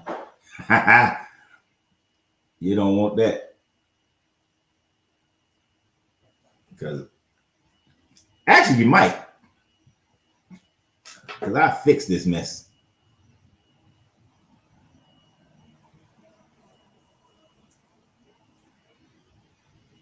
Okay, so Jacob, I know you and Echo are having a conversation, and I don't see where. Let me make sure. All right. What we don't do is name calling. Now, I know Echo said you don't have a clue what you're talking about, and you may have found that offensive, but we don't do name calling on this page. If you resort to name calling, then I'm gonna have to put you in timeout, bro. Where are you from? Because are you an Aussie?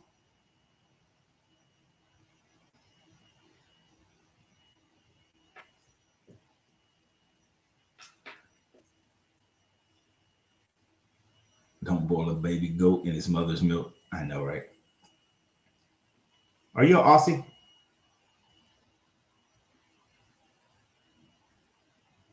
Oh, you from the UK? Oh yeah, y'all use that term mate as well a lot.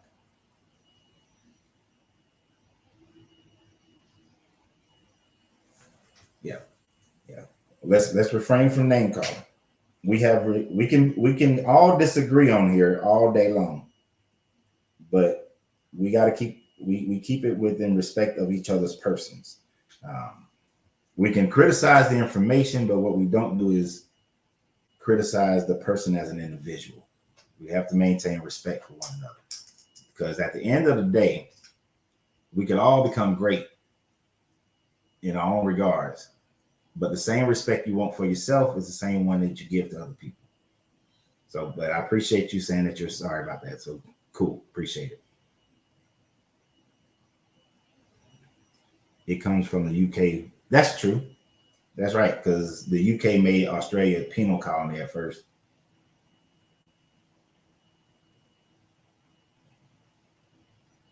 Mm-hmm.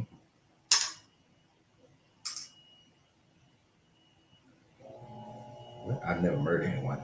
Oh, that's because they asked you, do you have any love in you? And of course, not from this evil God in the Bible.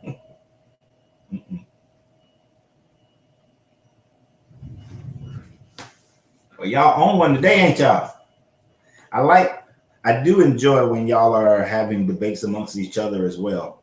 I always find that interesting because it shows me that I created something where it is not just me, but we are talking to each other, and people who wouldn't ever possibly ever meet each other have an opportunity to, debate each other.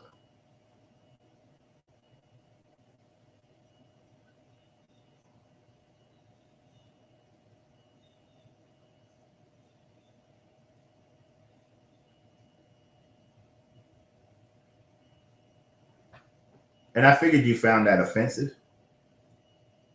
No, and that's why you responded that way, which is why I was like, let's get some cooler heads here.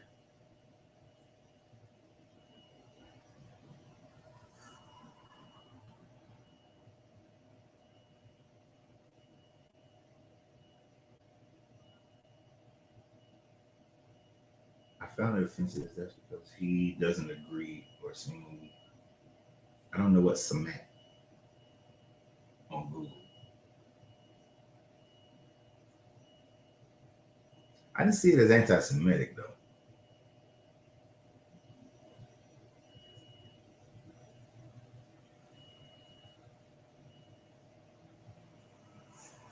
Just like how some black people are so quick to jump to racism, I do find that Jewish people are quick to jump to anti-Semitic if somebody disagrees with their thought process. I think both groups need to calm that part down. Because if you make everything racist or everything anti-Semitic, then when things really are, you can't see it.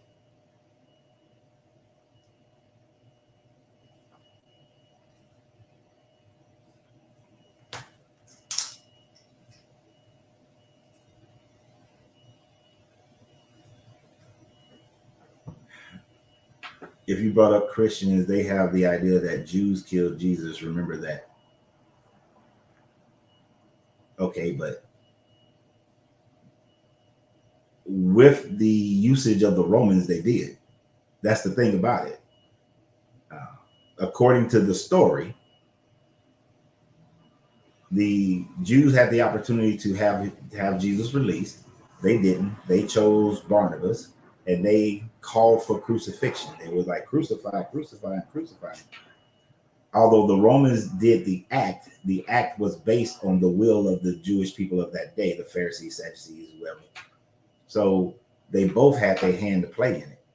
Now, have Christians taken that as a way to persecute Jews? Yes, they're wrong as well.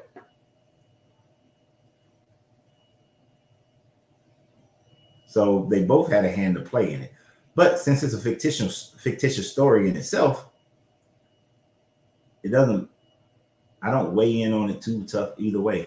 If all the folks just take their writing studies from the middle school, they would see how this book isn't made for everyone to follow, yet for all to understand its reason for being. Same way the Art of War, The Prince are read by military and political communities around the world. It's a how to manipulate the masses through fear and persecution handbook. It's definitely one of the oldest and easiest ways to get the job done, using love and fear of abandonment as a weapon. I do agree with that. It is a book that's used to control people through love, a fake love and fear, but a real fear, um, and put people in a Stockholm type situation where they love the one who's abusing them. But it is used to control the masses.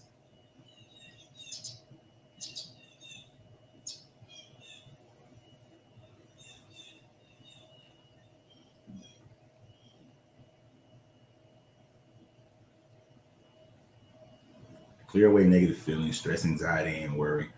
Pulls negative pulls negative stray energy in the aura of the root chakra, where it neutralizes its harmful effects. Yep. You gotta, if you clear away your negativity, your anxieties, and all that worry, and all that fear, uh, open up that root chakra so that it flows without all that negative energy, you will neutralize a lot of harmful effects that the religion continue to push on people.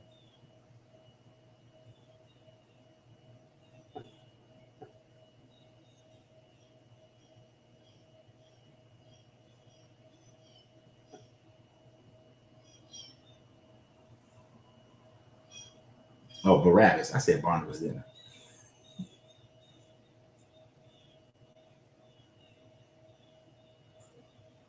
Okay, it was the priest, but the priests were Jewish priests, and the people just followed what the priest. Just like, the people just followed Jim Jones.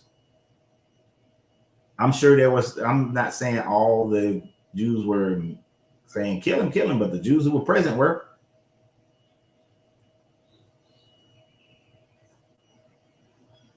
See, that's the thing. Just I accept like Shaka Zulu. He did some fucked up stuff, and he did some good stuff. But I accept both the messed up and the good. I don't know why people can't accept. Some people were jacked up, and some people weren't. Did they call for his crucifixion? The priest did. Were the priests Jewish? Yeah, they were. So they part of it. Just a fact of the story. That's what the story says.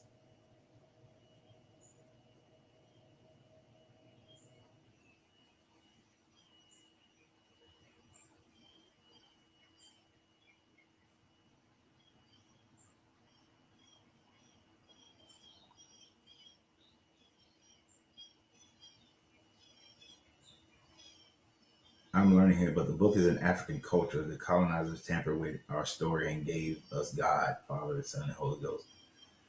I would say that the book has elements from the Egyptian story, the Sumerian story, the Babylonian story. Well, that was still a Sumerian. So from the Sumerians, I'm not going to say it's an African thing or anything like that. It's they all these stories are being told over millennials of time, and then they're changed and they're changed. Even the Bible itself being told over the last 2,000 years, the doctrine of the stories have been changed and changed and changed.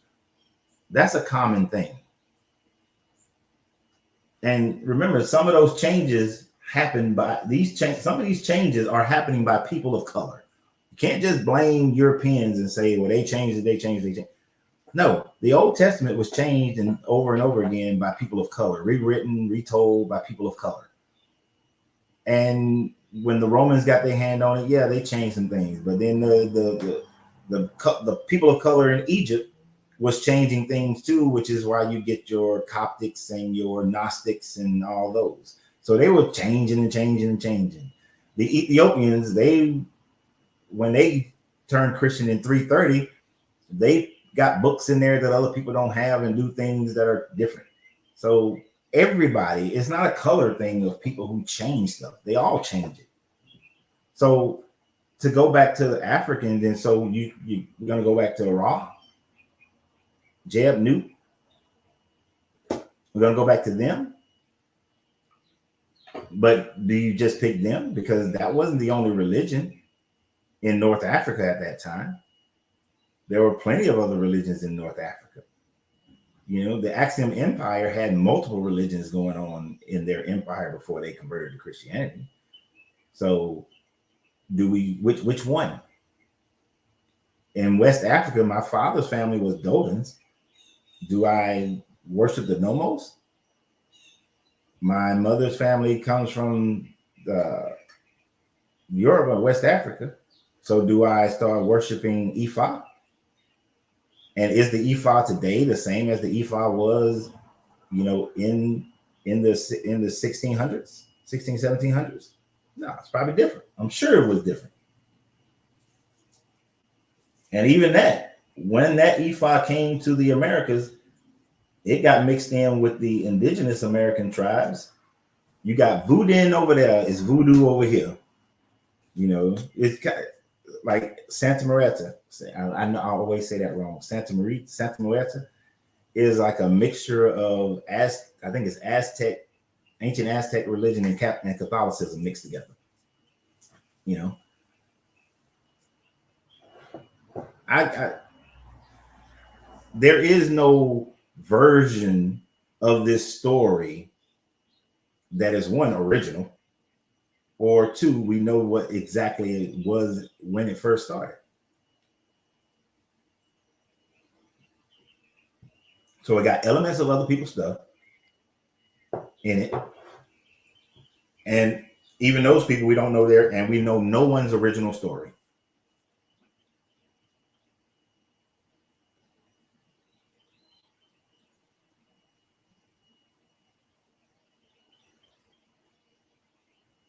Coach, the lock on your door are there to keep. Oh, the locks. The locks on your door are to keep who from coming in and taking all your goods.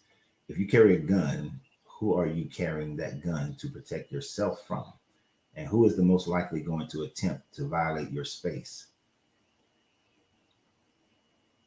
The locks on my door are to keep the people who are most likely to come and who would rob over where I live are people who live within 10 miles of where I live. That is the normal consensus of any crime. So the guns that I have are to protect against the majority for the people who are living within 10 miles of where I am. And but it's also to protect when I go to other neighborhoods, because I don't know them people. When I'm up in North Georgia, I don't know them people. I don't know the crime that happens. So we went to Helen, Georgia. Okay, so let me put it in context. Where I live, it's probably about 90% Black. My particular neighborhood is probably about 80% Muslim, mostly Ethiopian Muslims. If crime happens in this neighborhood, most likely it's going to be a Black person or it's going to be a Muslim person, Ethiopian Muslim, because I'm in a very large Ethiopian community beyond my neighborhood. But when we were in Helen, Georgia over the weekend, if a crime would have happened to me, it would most likely have been a white person, since a Caucasian North Georgia person living in Helen, because we were in a predominantly Caucasian area. So my gun was to protect me up there from Caucasian. My gun is protect me here from Black people. If I go to Marietta, if I'm in the city, it's a mixture. It's about 60-40.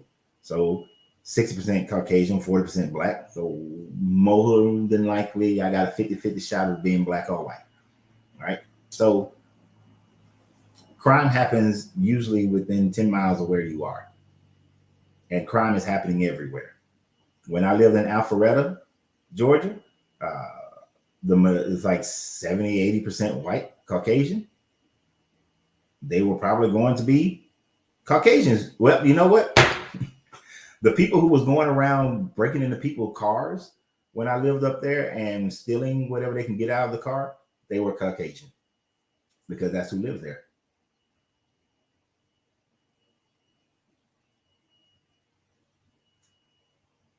And that's only because I live in a predominantly Black community. You say who look just like you, correct?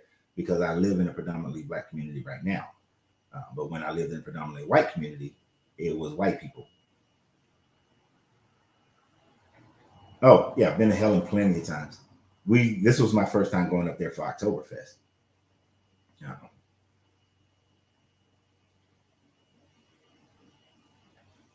Point being, we are not poly purebred. No, I don't think anybody on this planet, maybe those people on the Sentinel Islands might be the only purebred people on the planet, because they've been isolated for so long.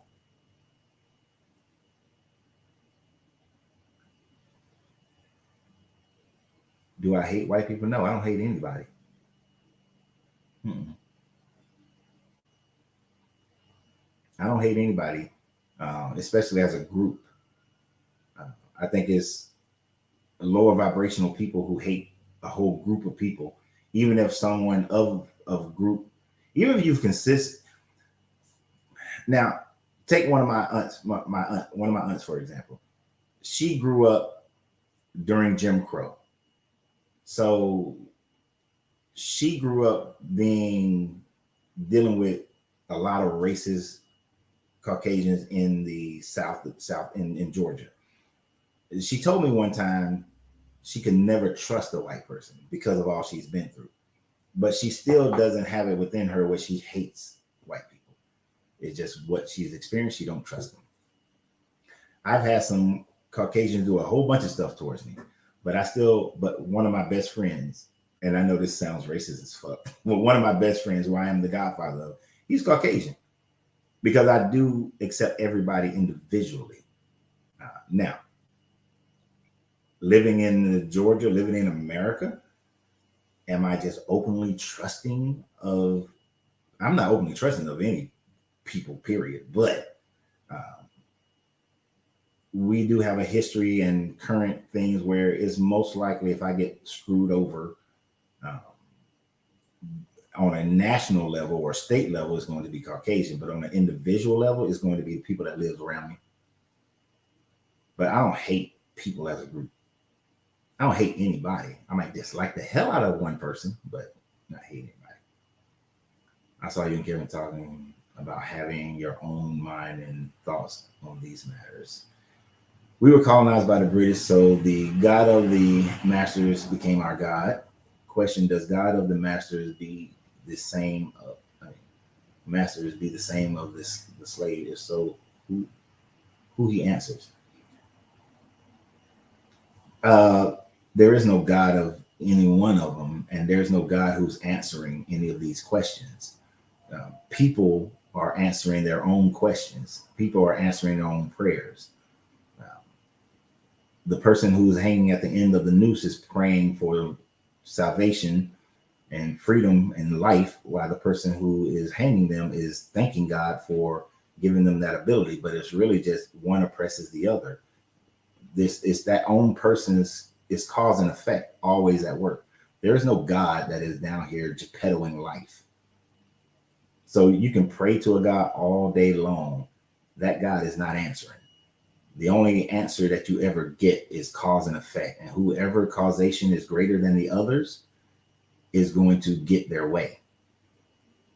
So most of the time, our ancestors, when in Jim Crow and in slavery, they were the effects of the causation of someone else. And they just put that on a deity. But there is no God that's answering anybody. Two football teams go out and play. God ain't answering either one of them. How they play determines who won or who wins. All right, Tori, you have a great one.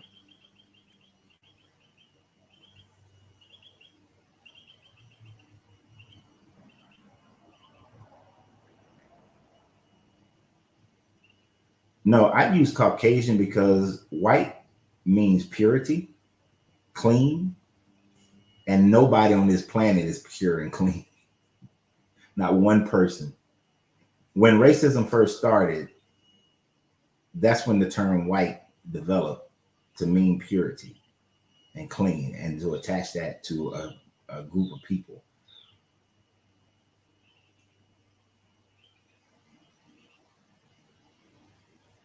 So you're a good man, and essentially, and it's our interactions with other nations which shape us. Correct? Yes, it is. And from the macro to the micro, everybody is born pretty decent. We're taught everything, or we witness and grow from watching everything, and we experience everything, and that determines who we are. Now, some people are born messed up in the head, and they become serial killers and all these other things and have issues. But for the most part, we are products of our environment. It's been so amazing to me that people think that they would have any concept or understanding of what or who a God is. Yeah, a God would be unknowable and undescribable. And that's why I don't even try to attempt it. All I know is that if there is a divine creator, if there is a creator, it would be it has to have greater morality than me. Otherwise, it could not get my respect.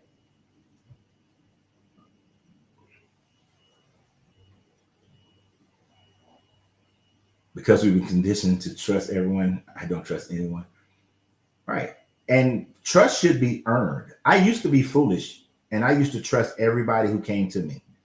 Like, I used to have the mindset of give them my full trust and let them prove if they are trustworthy or untrustworthy. But then I had to realize, no, I ain't trusting you. You got to prove and earn your trust, earn my trust.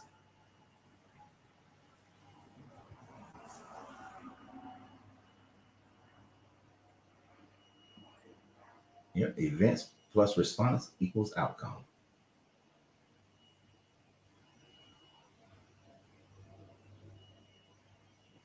Yeah. How you respond to an event, that will determine what the outcome is.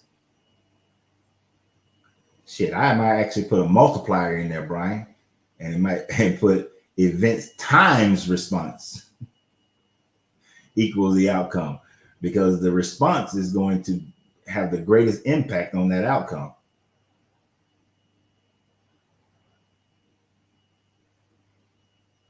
Most people don't think like that. You made this Caucasian smile.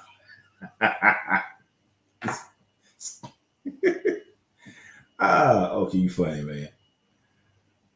Striking isn't it. White means purity. Blackness is the workstation of creation.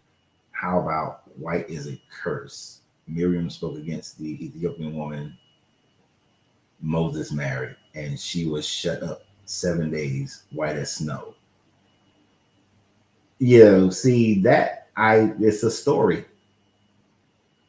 It's a made up story.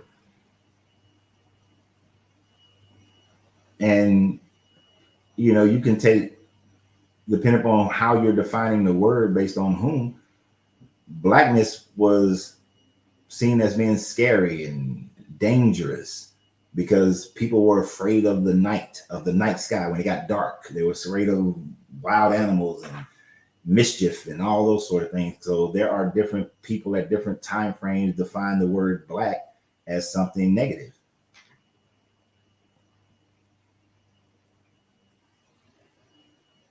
So you could go all kind of directions with these, with definitions of when and really is picking and choosing different time frames and different groups, or when it was used for different things. So for me, um, using the term black to define a people has absolutely nothing to do with how it's used when we're talking about um, things in a negative. Like, if we're talking about the dark of night when things most mischief happens, I don't relate that to people. But if I did want to relate something to people, I can also use it financially. If you're in the black, that means you're profitable. But if you're in the red, you're negative. So should I also take that red to how they call the Native American the red man and say that they're negative because look at how we use it financially? So you see how we can flip those things to make it mean what we want it to mean. When you think about Christianity in the US, do you think that slave owners gave them the Bible to keep them enslaved? The idea of slave owners and slave praying to the same God doesn't make sense. Yes, I do. They kept, but understand, they weren't the slave wasn't given the entire Bible initially. Initially, they was only given certain parts of it to be read, like slave obey your earthly masters as you would Christ, whether they're good or bad and that sort of thing, good or cruel. Everybody's a child of God, and whether free or bondman, they let them read certain parts. But then they also gave them doctrines of the curse of Ham, things of that nature. and they would say that they were the children of Shem, and then that's why the children of Ham had to be always enslaved, because that was a curse from Noah. So they would give them certain parts to enslave them, yes. But them praying to the same God, shit, your actions got what you wanted out of life. Right. And the majority of the slaves couldn't read, but they would have that one slave that could read, and they can only read certain parts. You know, what was it? Nat Turner said that once he read the whole thing, that's what made him say, this is bullshit.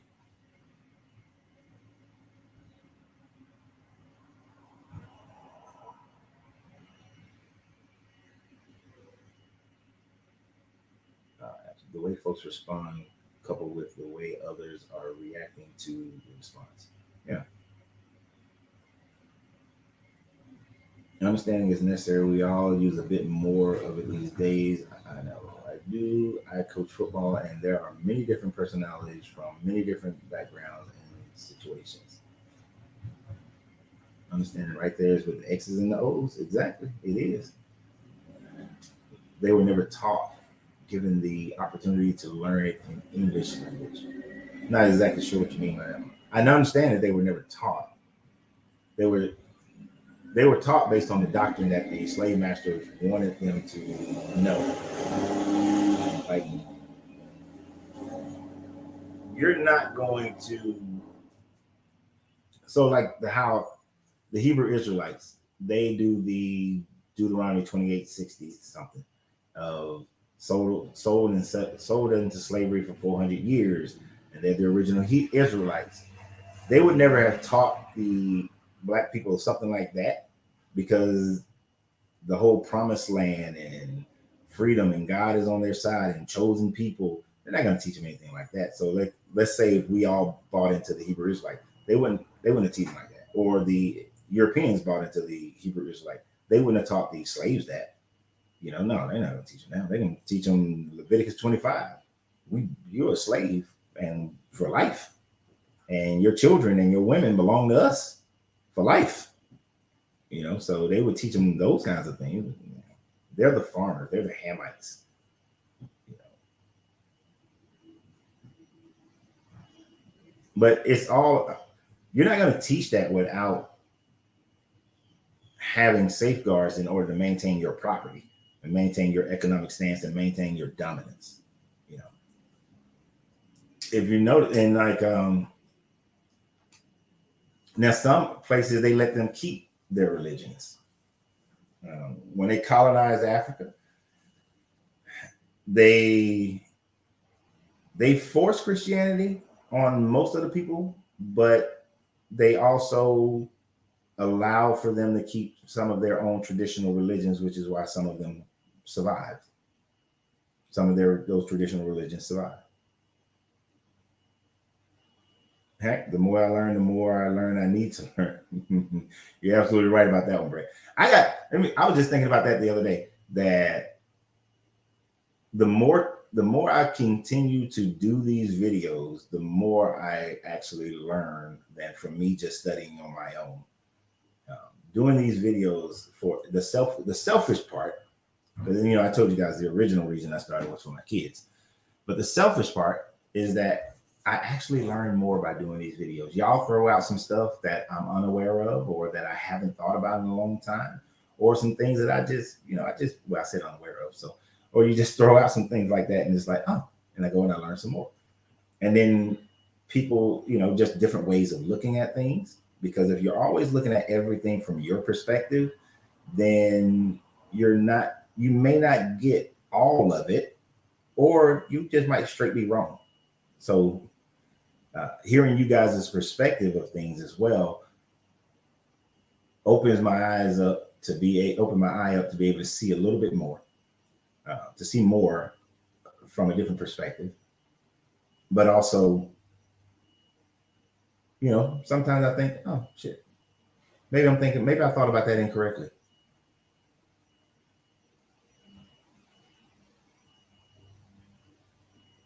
And that's why the Bible talks about being good to your master. Hell yeah.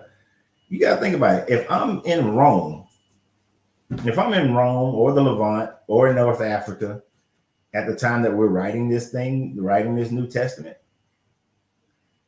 we have slavery already within our community. We have the Roman emperor. So of course I'm going to say, give unto Caesar what is Caesar's. I'm going to show Jesus paying taxes. I'm going to tell the slaves to be good to their masters because we got some slaves.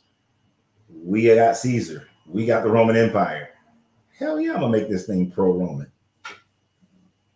I'm going to put in there whatever government you are born under, God ordained that government. God ordained that leader, and you are to pray for that leader. I'm going to put that all up in that book. I sure hell would. If I'm Philo Alexander, if I'm Josephus, if I'm, whoever else the writers are, I'm putting all that stuff in there. Yep, because learning is infinite. You'll never know.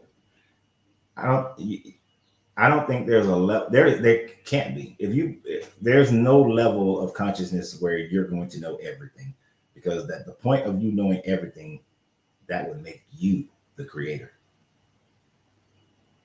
You can never be outside of the universe in all its dimensions, in all the universal dimensions, however many dimensions there are. I would imagine the dimensional planes are infinite, but you can never be outside of the infinite dimensional planes because you're created within it. So you can never be outside of it. You'll always be within it. And so that means you'll never know everything.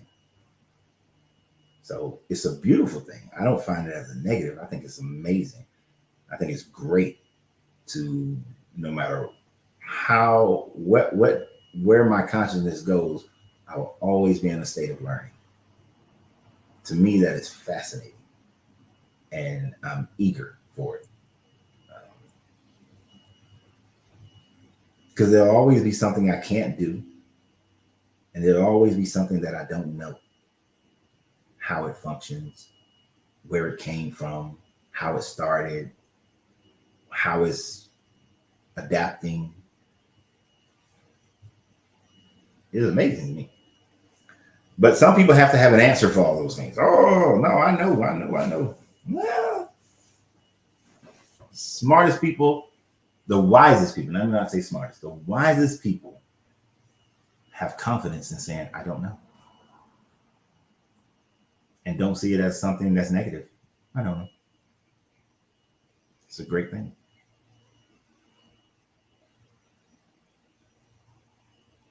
Knowing everything would be the most boring and tedious existence. Yeah, it would be. It would be. That's one of the reasons why, like how the Kabbalion talks about, the all doesn't create because anything causes it to create or does anything at all. It just created because it's bored and tedious. It's like, oh man, it's here. It's here. And maybe there's something beyond the all that the all is learning. I don't know, but it's here. Yeah, it's here. Which makes it not the all, but it's here. But it's the all for us. Like, there's Renz. It's doing the same shit he always does. Nothing new under the sun with that guy. Always questioning shit.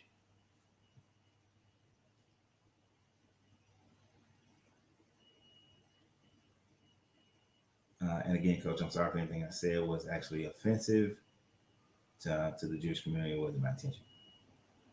Cool.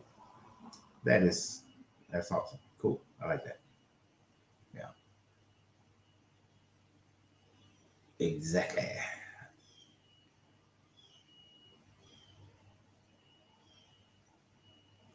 Oh, you're just trying to point out to Jacob that the Torah points out the same laws as the Mishnah.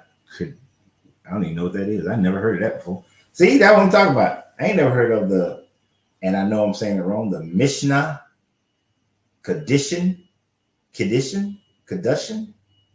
Yeah, that. What the hell is that? Dr. Google.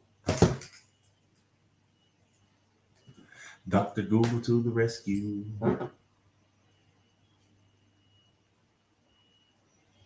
What is a mission?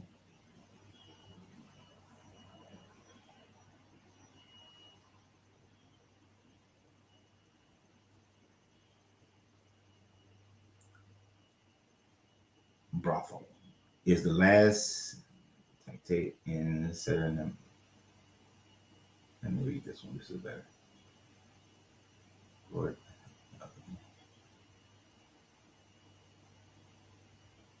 of the Mishnah and the Talmud is the part of the order of Nashim. The contents of this tractate primarily deals with the legal provisions related to halakhic engagement and marriage. So it's Jewish weddings sketched.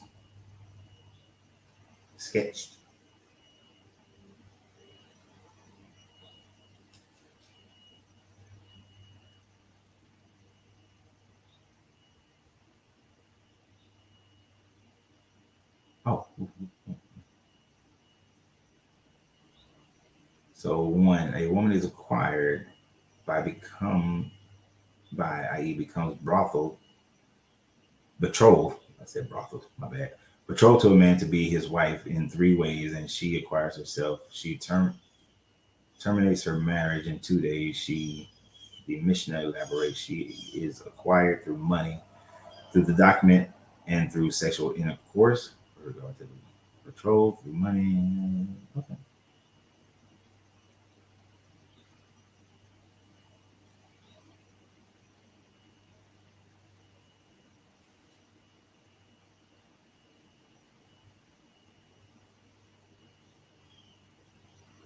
Yeah, I never heard of that before. It's too many texts out there, man. It is way too many texts.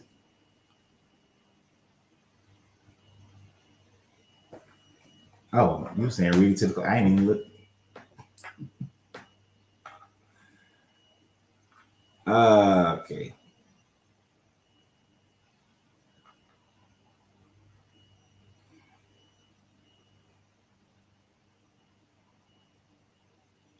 So it says a woman acquires in three ways. She acquires herself in 2 ways.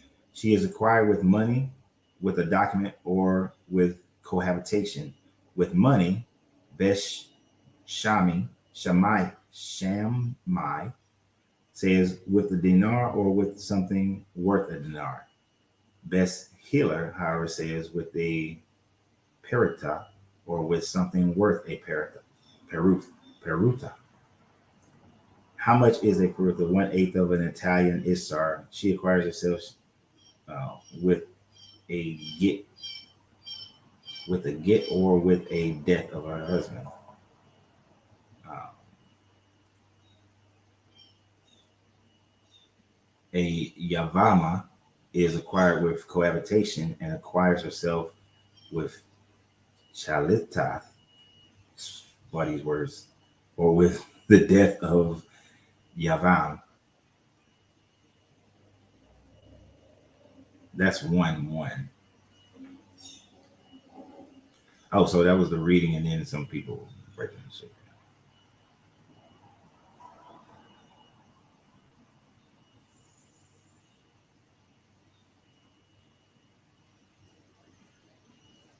Oh, because I put one in here, you put 1, 2.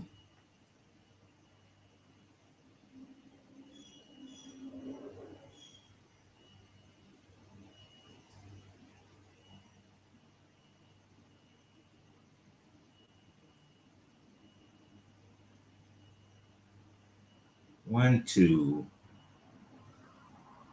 A Hebrew slave can be acquired. Wait a minute. It got people's writing in between. Let's see if I can get it without all that. All right.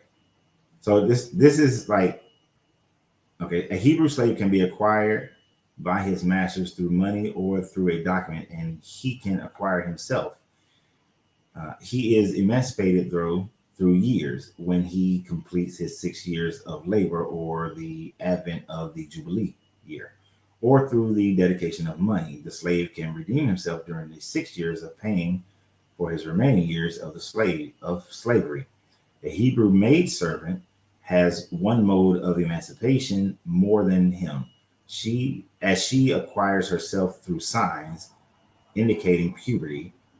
A slave who is pierced after serving 6 years is acquired as a slave for a longer period through piercing his ear with an awl, and he acquires himself through the advent of the Jubilee year or through the death of his master.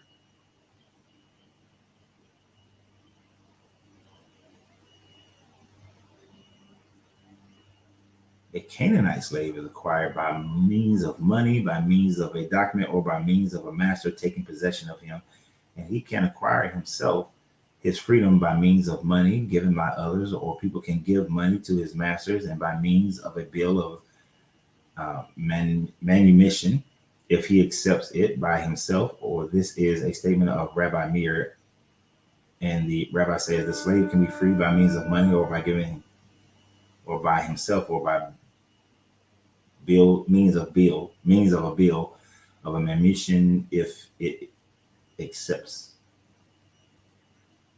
is accepted by the others, provided that the money he gives belongs to others, not to him. This is because the servant cannot possess property, as anything owned by the slave is considered his master.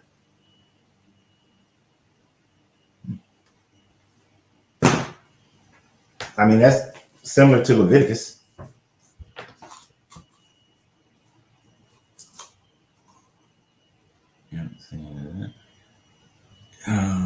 Sure, a first 5 books of the Bible. Yeah.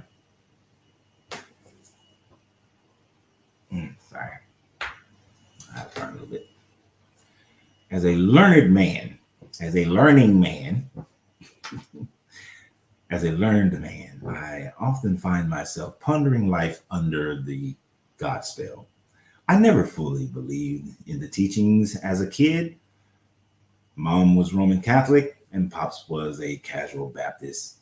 Emphasize on casual.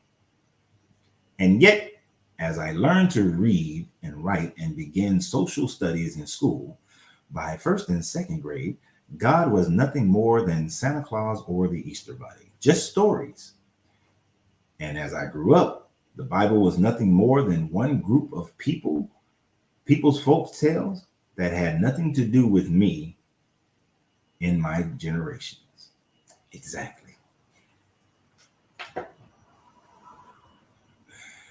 Nah, but it's good. It's good. No need to apologize. That's good that it brings to mind for you to think and ponder and consider. Since you are a learned man, you have to read that a certain way when he's a learned man. And y'all know not to take me too seriously because I will do stupid stuff. But I do appreciate you guys. We're going to start to close this out for today. I think we've had a great day considering the source material that we started this video out with, because numbers 6 and 7 were very boring. Some of these books are incredibly boring because all they're attempting to do is establish propaganda, heredity, ancestry, I should say. And that propaganda and ancestry really doesn't have much meaning to us today. So we went through the Nazarites and what becoming a Nazarite, which didn't seem to be any grand purpose for being a Nazarite, other than the priesthood getting some more stuff. That's what it seemed like the grand purpose was. And you couldn't drink wine. But number 7 was just them giving more gifts to the priest in the name of God, and the priest getting more money. But it was copy and paste like a champ. All 12 gave the same shit. That's all you had to say. From all the 12 tribes of Israel, by their leaders, and you could have named the leaders, each gave whatever they gave, and then that's it. But a whole chapter was wasted on copy and paste. So But it's still a great conversation as we always go into many other things. Yes, I'm glad you guys like the stuff that me and Kevin did. We are planning to do a lot more videos together, some lives, I'm sure, and some other videos. So I appreciate you guys. And I thank you guys for sharing. I have noticed if I don't say it on your shares, because I don't get a chance to thank everybody for sharing the videos, thank you. If I haven't said it on something that you have shared, thank you for sharing. So I thank you guys for sharing. I have noticed a lot more people have been sharing the videos here recently. So I greatly appreciate all those shares as we are building this group larger and larger. Last time I checked, the Facebook fan page is like somewhere over 27,000 people, even though we don't get them all on here. But I know that's just how it works in social media. You might have somebody may follow you, but they don't ever pay attention to you. And YouTube is almost at 9,000. So I appreciate the growth in the community and appreciate all you guys. So continue to share. You guys are awesome. And I look forward to tomorrow's conversation. Okay, I always gotta say something. I am a learned man, as I have been more of an observative. Piece it together kind of guy. He's been observative, y'all. But y'all have a great day. And always remember that you have to free yourself to be yourself, because your greatness is non-negotiable. Good journey, good vibrations, and I will see you guys tomorrow, because I got a bunch of other videos to shoot after this.